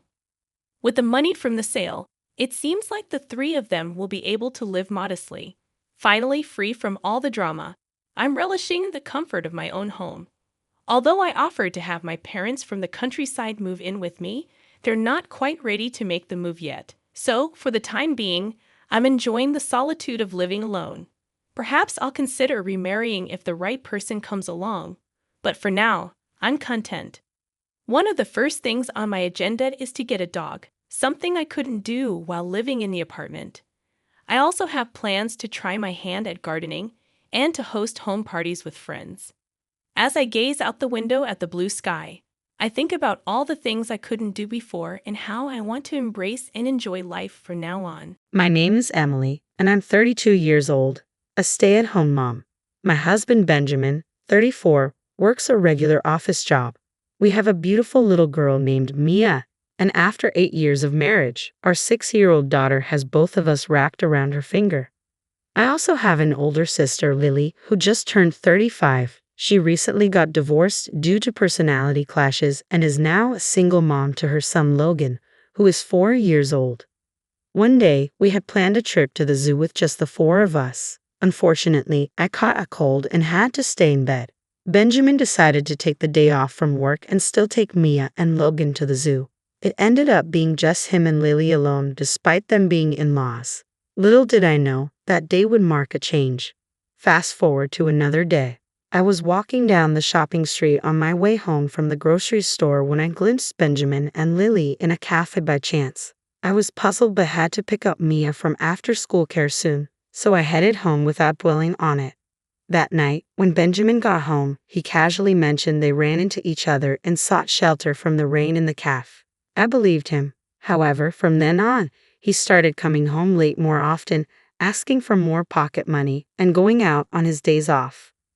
When Lily visited, their relationship seemed more intimate than before, leaving me with a string of suspicions. Despite this, I trusted him. Benjamin still adored Mia, and we seemed to have a good relationship. Little did I know, I was the only one who thought everything was fine. Then, an incident occurred that shattered my illusion. One day, as usual, Lily came over to our house. A friend invited me on a trip. Would you mind taking care of Logan for about a week? It's in the Bahamas, she asked persistently. Initially hesitant, I understood Lily had it tough since her divorce. Despite my reservations, I reluctantly agreed. As Lily's departure approached, Benjamin announced he would be out of town for a few days on a business trip. Surprisingly, it was the same day as Lily's trip to the Bahamas. Was this merely a coincidence? Was it my imagination that Benjamin seemed secretive and overly attached to his phone? Was it my sister's tough times clouding my judgment? The morning of Lily's trip, she arrived with Logan. I noticed immediately that something was wrong. Logan's hand was hot, his body feverish. Lily confirmed he'd had a fever since yesterday. We can't delay. We need to get him to a hospital quickly, I insisted. But then Lily dropped a bombshell. I'll leave Logan to you. Shocked, I protested. You can't possibly leave a sick child behind. I have no choice. We've planned this trip for a while. Please take good care of him, she said, brushing off my concerns. Despite my pleas, she left, leaving me to care for Logan, whose health took precedence over everything else. I couldn't believe it. Logan was suffering with a high fever, and yet his condition worsened from the stress of moving around. I quickly tucked him into bed and placed a cold, damp towel on his forehead. While preparing an ice pillow in the freezer, my husband woke up. Honey, it seems like Logan has a fever, he remarked. Really? My sister's awful. She left Logan like this to go on a trip, I replied, frustration evident in my voice. It can't be helped. They've had this trip planned for a long time, and it's too late to cancel now. You too, dear. Poor Logan. If you're so concerned, then you should take care of him. Honey, can you do something about your business trip? If Logan has a contagious disease, he might pass it on to Mia. I'll take care of Logan, and I need you to take care of Mia, I suggested, hoping my husband would prioritize our daughter over his work. But my hope was dashed. What? That's impossible. If you're worried, why not leave her with your parents? That won't work. Our parents are busy with their jobs, and your parents live too far away to drop her off at this hour. Then it can't be helped. Logan will be fine if we let him rest.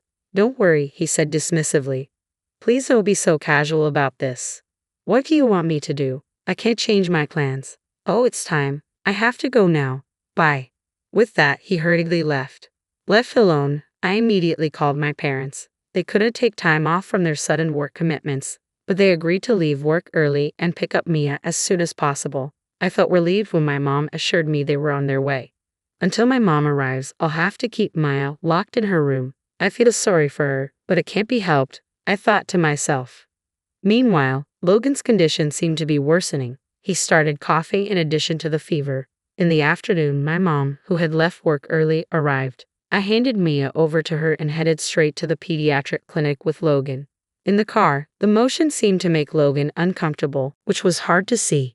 The doctor said it was just a common cold and prescribed a fever reducer. He asked us to observe Logan and call an ambulance if his fever went up or if he seemed delirious. I'm sorry, Mom, for leaving Maya with you, I apologized. Don't worry about it. More importantly, I'm concerned about Logan, my mom reassured me. After hanging up with my mom, I decided to call my husband's office. I needed to find out where he was staying on his business trip, just in case. The reply I received was, I should be on paid vacation. I sighed, lifting my voice towards the heavens as if making a plea. A dreaded suspicion was beginning to solidify. Opening my husband's laptop, I had never looked through it before, but a quick scan of his browsing history revealed his destination, the Bahamas.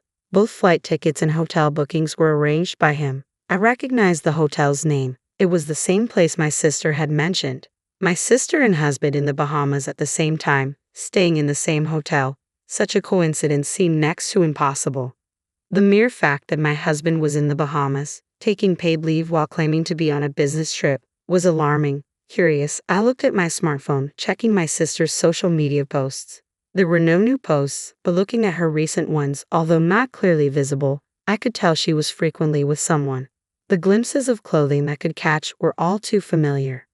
What changed my suspicion into certainty was a photo where the wristwatch of the man she was with was visible, a watch I had given my husband. Though not expensive, it was from a unique manufacturer, making the odds that another man dressed like my husband, wearing the same watch, would appear in my sister's photo infinitesimally small.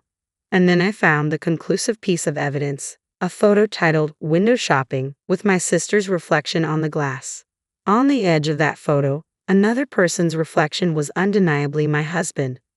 My blissfully ignorant sister must have posted the picture without noticing her husband's reflection in the glass.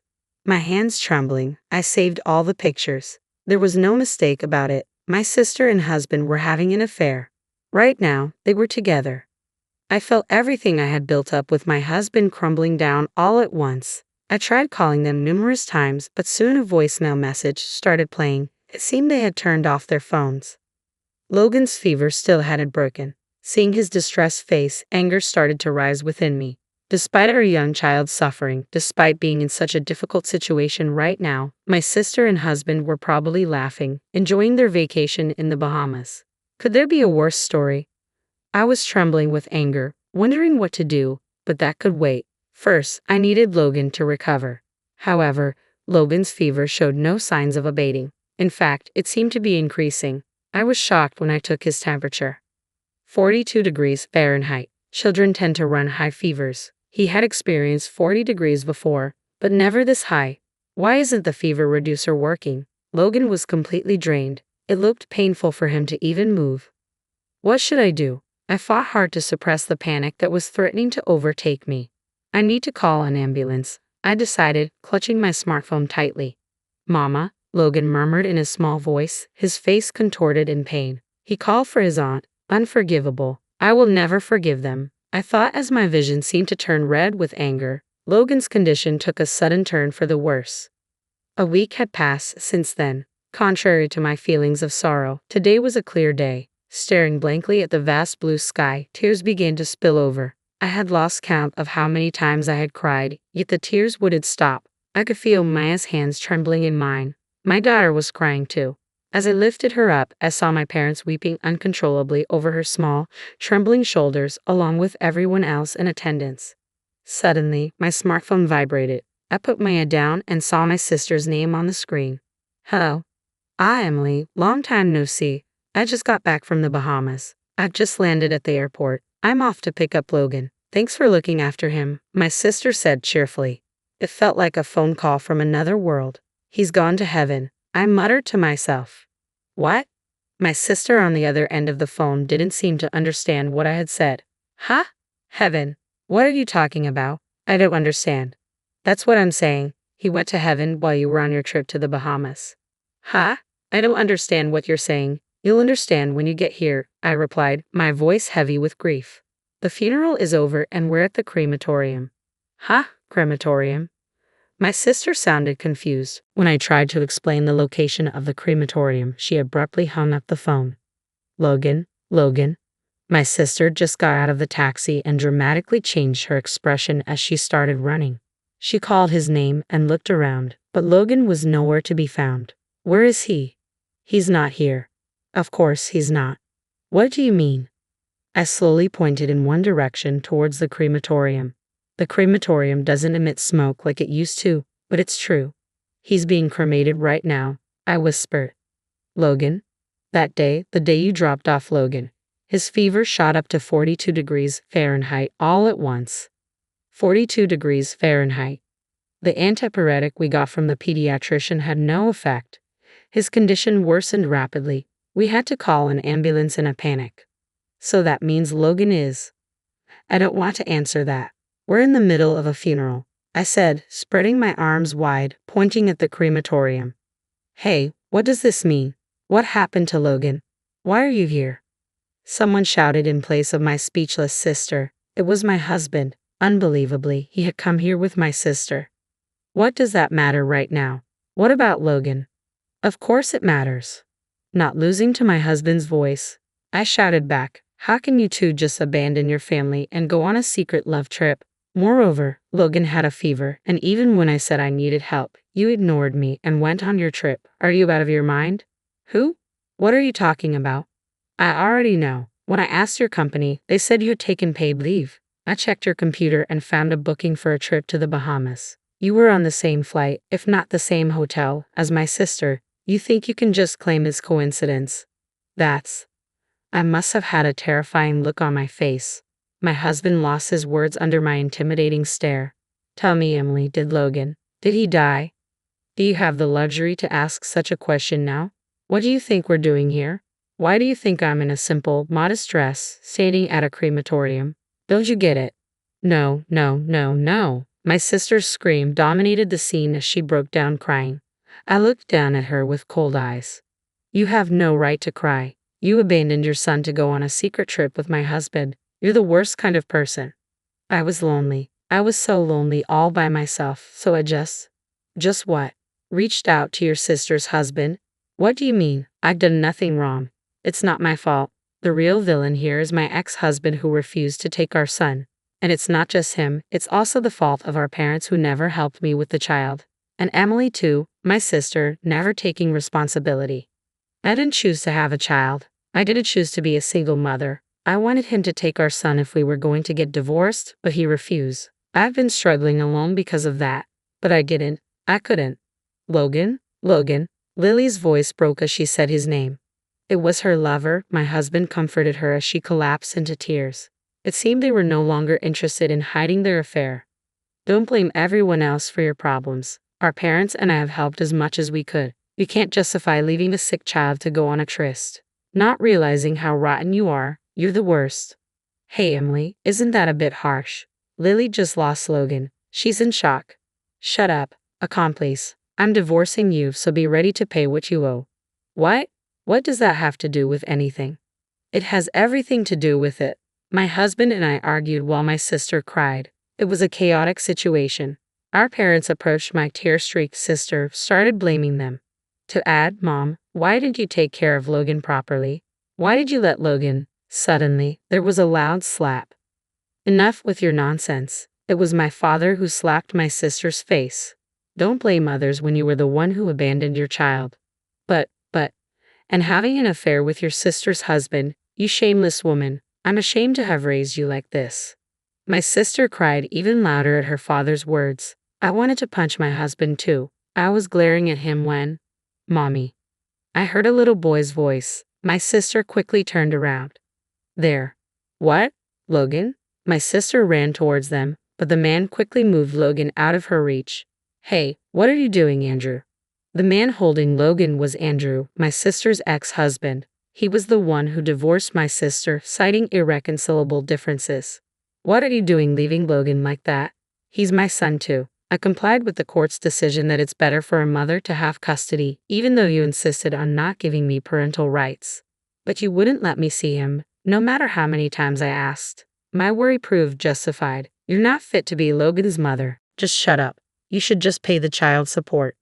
I'd pay any amount for Logan, but you left him without care. You don't even know how critical his condition was, and you're out on your affair trip. That day, when Logan's condition deteriorated, I panicked and called an ambulance. When we got to the hospital and while he was being treated, I called her parents and Andrew, Logan's father. He was surprised when I told them my sister was on a trip with my husband. After that, Logan, who was discharged from the hospital in good health, was resting at Andrew's and his parents' house. Wait a minute, you're saying Logan's okay? Then whose? My husband asked, puzzled, staring at the crematorium. It's her grandmother. Our grandmother. Mother to me and my sister, and great-grandmother to Maya and Logan, I replied. She was in her advanced years and bedridden, living in a nursing facility. She passed away recently from old age. Despite being bedridden, our grandma was quite lucid and doted on her great-grandchildren, Maya and Logan. Whenever we visited her at the nursing home, she would light up with joy. Her sudden departure left us, my parents and Maya, in deep sorrow, unable to do anything but grieve. Logan, who had been ill, couldn't attend the funeral. However, since he'd called my sister to the crematorium, Andrew was there. His fever had subsided, and he looked well. You tricked us. No one said Logan had died. My sister accused us with her eyes, but it was we who had the right to accuse. I didn't hear about Grandma's death either, she snapped back. I tried calling both of you several times to tell you about Grandma's passing, but the line was always busy. Considering how kind she was to you, it's unfathomable that you're this late.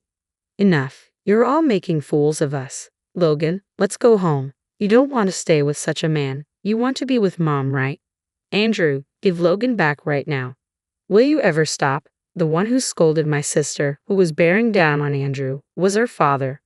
Do you still think you can keep Logan with you after all of this? What you've done could have gotten you in legal trouble for child abandonment. You've proven to be an unfit mother. Never think you'll be allowed near Logan again. Logan will be raised by Andrew. Dad, how could you? We've decided to fully support Andrew and hire a lawyer. You are no longer our daughter. We're cutting ties with you. Mom. My sister's face went pale at her parents' harsh words. I stood in front of her with a firm stance. I'm divorcing my husband, so why don't the two of you stick together? You seem fine leaving your children behind to go on an overseas trip. Upon hearing this, my husband burst out, Emily, wait, it was just a lapse in judgment. Lily and I were just fooling around. The ones who matter to me are you and Mia. Then my sister also started shouting, what do you mean fooling around? You told me you no longer loved Emily and that I was the only one you loved. Stop the noise. I just love my daughter. Don't mess with me. As the storm reignited between my husband and my sister, we left the scene with my grandmother's ashes. After that, despite many disagreements with the help of a lawyer, I managed to settle everything. Logan went to live with his dad. I thought he might feel sad being away from his mother, but he was rather pleased. It turned out my sister wasn't functioning as a mother at all. My husband and I had our disputes. Well, more accurately, my husband was absent. After being scolded by both my parents and his, he was feeling down. Then our daughter landed the knockout punch. I don't need daddy. She might be only 6 years old, but girls mature quickly. She must have understood her father's despicable actions in her own way. When our daughter looked at my husband like he was a bug, I couldn't help but laugh. For my husband, who adored his daughter, no, my ex-husband, there could be no greater punishment. He was allowed to see his daughter, but whether she wanted to see him was up to her. And so, the storm came to an end. Maya and I returned to my parents' home and are living peacefully. My parents are thrilled to live with Mia. She's starting elementary school next year, so we're excited about the preparations. I plan to find a job when she starts school. Logan comes by every now and then with Andrew. He looks totally different. His face is brighter and he's always smiling. Meanwhile, my sister and my ex-husband seem to have ended their relationship quite easily. I guess it was really just a fling for my ex-husband. Perhaps upset about being disliked by his daughter, he dumped my sister without hesitation. However, his despicable affair with his wife's sister became known at his company, which questioned his character. He was relocated to a remote area that will make it even more difficult for him to see his daughter. As for my sister, after being abandoned by everyone, she seemed to live like an empty shell for a while. Then she disappeared. We filed a missing persons report, but I have a feeling we'll never find my sister. That's just the feeling I get. It was just a normal morning during the holiday, with the sun shining bright, hinting at a fun day ahead. I was trying to get my son Aaron ready for his baseball game when everything changed suddenly. As I opened the door, I was stunned to see my husband Mark standing there. The same husband who had disappeared without a trace 3 years ago. This is our home, he stated firmly, but with a hint of uncertainty in his voice. Before I could fully comprehend his return, another person appeared behind him. Clara, my sister-in-law. Seeing her made my stomach twist with unease. We're here to take custody of Aaron, Clara declared, her words dripping with false kindness. I had often wondered about this exact situation, remembering how Mark and Clara had vanished around the same time. It seemed too coincidental to be true. But with the chaos of daily life and limited resources, I hadn't been able to investigate further. Lost in these thoughts, I barely noticed Aaron's voice behind me. Mom, who are you talking to? My heart sank. There he stood, my brave son, unaware of the storm brewing. Clara turned her predatory smile toward him. It's nice to meet you, Aaron. I've been wanting to meet you for a long time. Her words churned my stomach. It was the same voice that had charmed everyone, hiding the manipulative and cruel nature I knew too well, the voice I had hoped to never hear again. Confused, Aaron looked at me and then back at them. Dad, why are you here? And who is she? He edged closer to me, sensing the tension instinctively. Mark and Clara stood there, looking stunned and caught off guard, clearly not prepared for this confrontation. Before they could gather themselves, Aaron spoke up, his voice filled with anger. We're leaving, so move. It was then that Mark and Clara noticed something behind me, and their faces turned pale. I couldn't help but let out a bitter laugh. Standing there was my daughter Elise, cradled in Aaron's arms. Mark's eyes widened in shock, darting between Elise and me. "Mark, Clara," I began, my voice steady despite the turmoil inside. "3 years ago, you disappeared without a word. I was left to pick up the pieces, raise Aaron, and face an unexpected pregnancy."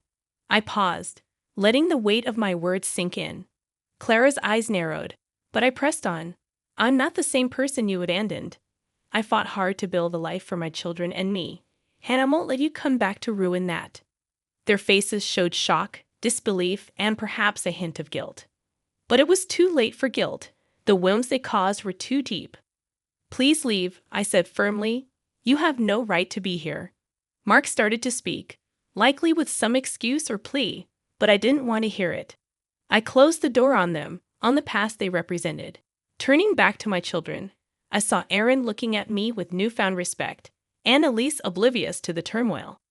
I took a deep breath, steadying my racing heart. This was just the beginning. The battle lines were drawn, and I was prepared to fight for my family's future. The days that followed Mark and Clara's unwelcome visit were filled with a whirlwind of emotions and memories, threatening to overwhelm me like a tidal wave. I found myself going back to the difficult times after Mark disappeared, the nights when I couldn't sleep for worry, and the hours spent wondering what I could have done differently. Aaron struggled the most. Once a happy and outgoing kid, he became quiet and distant, his sparkle fading. I remembered how he'd push away his dinner, beg to skip school events, and give me cold looks instead of his usual warm smiles. It hurt to see him like that, but I didn't know how to help him. While I dwelled on those memories, Elise's innocent laughter filled the house, a sharp contrast to the turmoil inside me. She was my unexpected joy, a beacon of light during Mark's betrayal. Her birth gave me strength and vulnerability all at once. One night, as I tucked Aaron into bed, he looked at me seriously. "Mom, why did Dad leave us? Did we do something wrong?" His question felt like a punch to the gut. "No, honey, you did nothing wrong. Sometimes grown-ups make choices that don't make sense, and it's not because of you." "But why did he come back with Aunt Clara?" His confusion broke my heart. I sighed, trying to find the right words. "I don't know why they came back, but I do know that we're a family. You, me, and Elise. We'll face this together." He nodded slowly, his young face full of worries no child should have. "I trust you, Mom. I just wish things were like before." I kissed his forehead, whispering, "I know, my love, I wish that too." The next day, a call from my lawyer, Mr. Thompson, snapped me out of my thoughts. "Lauren, we need to talk about your legal options. Mark and Clara's accusation is unfounded, but we need to prepare a case." I listened intently, my thoughts racing. This was my chance to fight back, to ensure that Mark and Clara couldn't harm us anymore. "Let's go for it," I declared firmly. "I need to safeguard my children, and I won't allow them to be manipulated by whatever game Mark and Clara are playing." Mr. Thompson's voice was reassuring. "You're making the right choice. I'll start getting the paperwork ready. We'll show them that they can't just push you around." As I ended the call, a sense of determination settled over me. Mark and Clara had underestimated me, thinking I'd crumble under their pressure. But they were mistaken. I was stronger now, forged by the challenges I'd faced. I glanced at Elise playing nearby, and knew I'd do whatever it took to protect them. This wasn't just about revenge anymore. It was about justice for my children and myself. Mark and Clara had ignited a fierce protective instinct in me, and I was prepared to fight back with all my might. As weeks passed, my resolve solidified like steel. I braced myself for the legal battle ahead, but nothing could have prepared me for the emotional warfare to come. Mark and Clara, like vultures circling, began their campaign to wear me down. One afternoon, picking up Aaron from school, I found them waiting, casting a shadow over the sunny day. Clara's voice dripped with false sweetness as she greeted Aaron. "Hi, sweetie. We've missed you so much." Aaron clung to my hand, his body tense. "Why are you here?" he whispered. Mark stepped forward, feigning concern. We just wanted to see you, son. We're family too, you know. Anger surged within me. You forfeited the right to call yourselves family when you abandoned him, I snapped, pulling Aaron closer. Clara's facade cracked, her eyes narrowing. Lauren, you can't keep him from us. We have rights. Rights? You have no rights here. I shot back, my tone icy. You made your choice 3 years ago. Now you have to live with it. Mark's face contorted with anger. You think you're so perfect, Lauren. You're just a bitter woman who couldn't keep her husband happy. Aaron's grip on my hand tightened, his body trembling. Let's go, Aaron, I said, leading him away, but Clara wasn't finished. You'll regret this, Lauren. We'll get what we want, as we always do. Their threats lingered as we walked away, but I refused to show them any fear. I had to stay strong for Aaron and Elise. That night, their words echoed in my mind as I lay in bed. The thought of losing Aaron to them was unbearable. I couldn't let it happen. I had to be sharper, tougher. The next day, I met with Mr. Thompson, my resolve like armor. I want full custody of Aaron, and I want Mark and Clara to have no visitation rights, I stated firmly. Mr. Thompson nodded. It'll be a tough fight, but I'm confident we can win. You're a great mother, Lauren. The court will recognize that. As the legal preparations progressed, I found an unexpected ally at home, Aaron. One evening, he approached me, his young face serious. Mom, I want to tell the judge I want to stay with you. Dad and Aunt Clara, they're not really my family. Tears filled my eyes as I hugged him tightly. Thank you, Aaron. That means everything to me.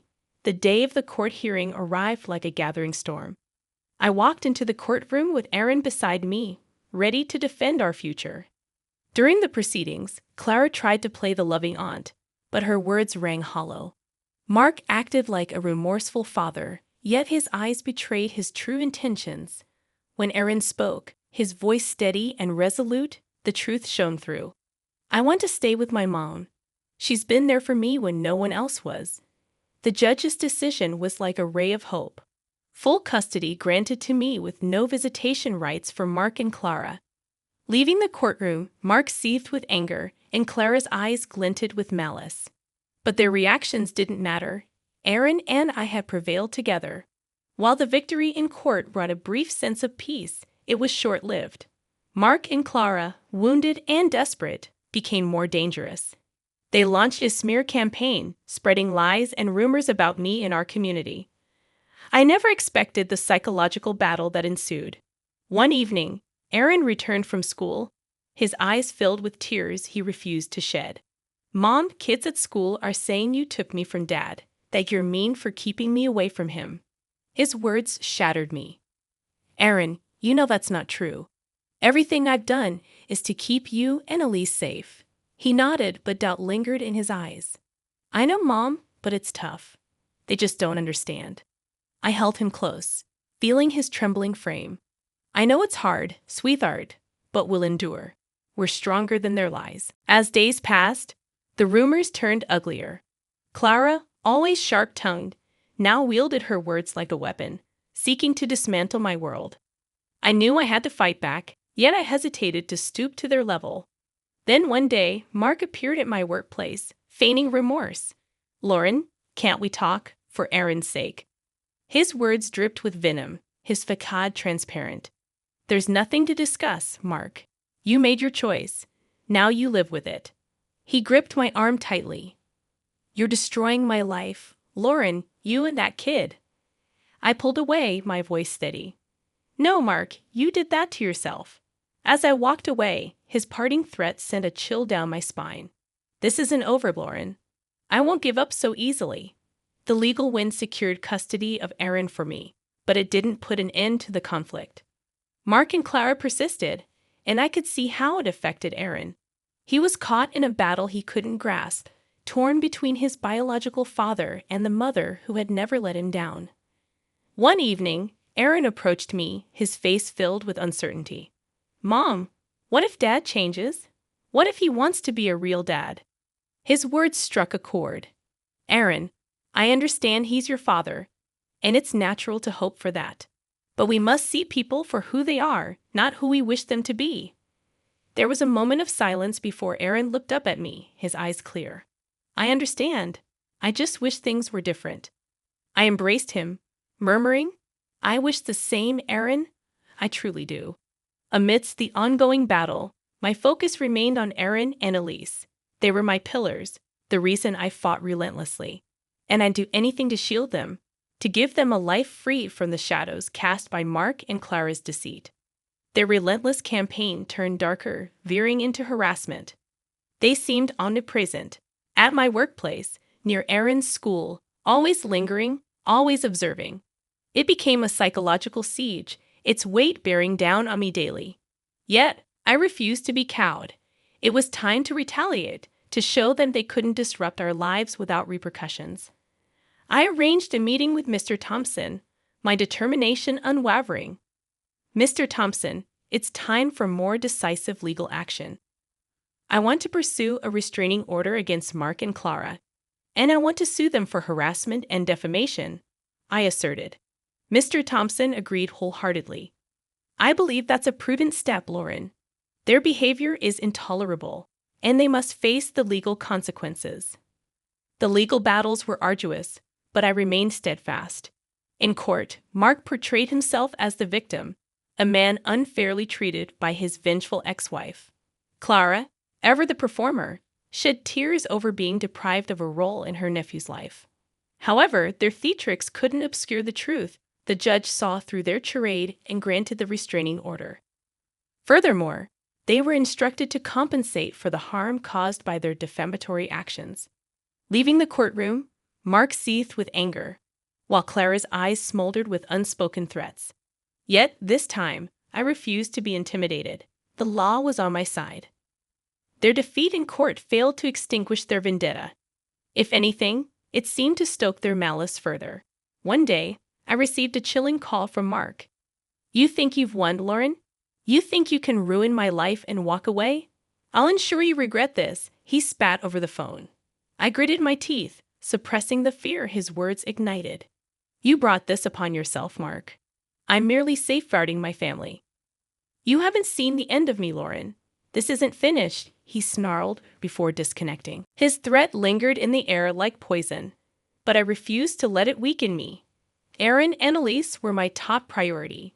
They were my world, and I'd do whatever it took to shield them from Mark and Clara's cruelty. However, as days turned into weeks, the constant strain started to wear me down. The perpetual watchfulness, the dread of what Mark might do next, the weight of single motherhood, it consumed me entirely. One evening, as I tucked Elise into bed, Aaron approached me, his expression serious. Mom, are we going to be okay? Dad sounded really angry on the phone. I enveloped him in a hug, my heart breaking for the burden he carried. We'll be okay, Aaron. I won't let anything happen to us, I promise. Yet even as I uttered those words, I knew the battle was far from over. Mark and Clara loomed like a looming storm, and I had to be prepared for whatever they threw our way. The weeks post-court ruling were fraught with tension and vigilance. Mark and Clara, constrained by the restraining order, retreated into the shadows, their silence more unsettling than their threats. I sensed this lull was just the calm before another storm. Then it struck. Clara, in a desperate move, staged a public spectacle. While I was grocery shopping, she emerged out of nowhere, hurling accusations. You're a monster, Lauren. You've torn our family apart. Clara's cries drew the attention of bystanders. I stood firm, my voice unwavering. Clara, you need to leave. You're violating the restraining order. Enraged, she spat back. I don't care. The world needs to see your true colors. But her theatrics backfired. The store manager, recognizing the disruption, called the police. As they escorted a hysterical Clara away, her facade of the wronged aunt crumbled. This public meltdown proved to be the tipping point. The police charged Clara with violating the restraining order and causing a public disturbance. Mark, too, faced repercussions. His involvement in the harassment and defamation, now laid bare, led to his arrest. As I witnessed their apprehension, a twinge of pity stirred within me. They had plummeted into their own abyss, a pit of lies and animosity they had dug themselves. Yet this feeling was swiftly eclipsed by a sense of justice. They were finally being held accountable for their actions. In the aftermath, the community's perception shifted. The truth about Mark and Clara's deceit and manipulation came to light. Those who had once whispered behind my back now extended their apologies and support. Aaron, witnessing his father and aunt's downfall, grappled with conflicting emotions. Mom, is it wrong to feel relieved about Dad and Aunt Clara getting arrested? I squeezed his hand, empathizing with his inner turmoil. It's okay to feel relieved, Aaron. They caused us a lot of pain. It's natural to seek justice. The battle that had consumed us for months appeared to be at an end. Mark and Clara, once formidable adversaries, were now diminished. Their ability to harm us had been stripped away. As I tucked Aaron and Elise into bed that night, a sense of tranquility settled over me. We had weathered the storm and emerged triumphant. Our future lay before us, bright and full of promise. Though life had thrust us into turbulent waters, we had learned to navigate the tempest. Now it was time to relish the calm, to embrace the fresh beginning that awaited us.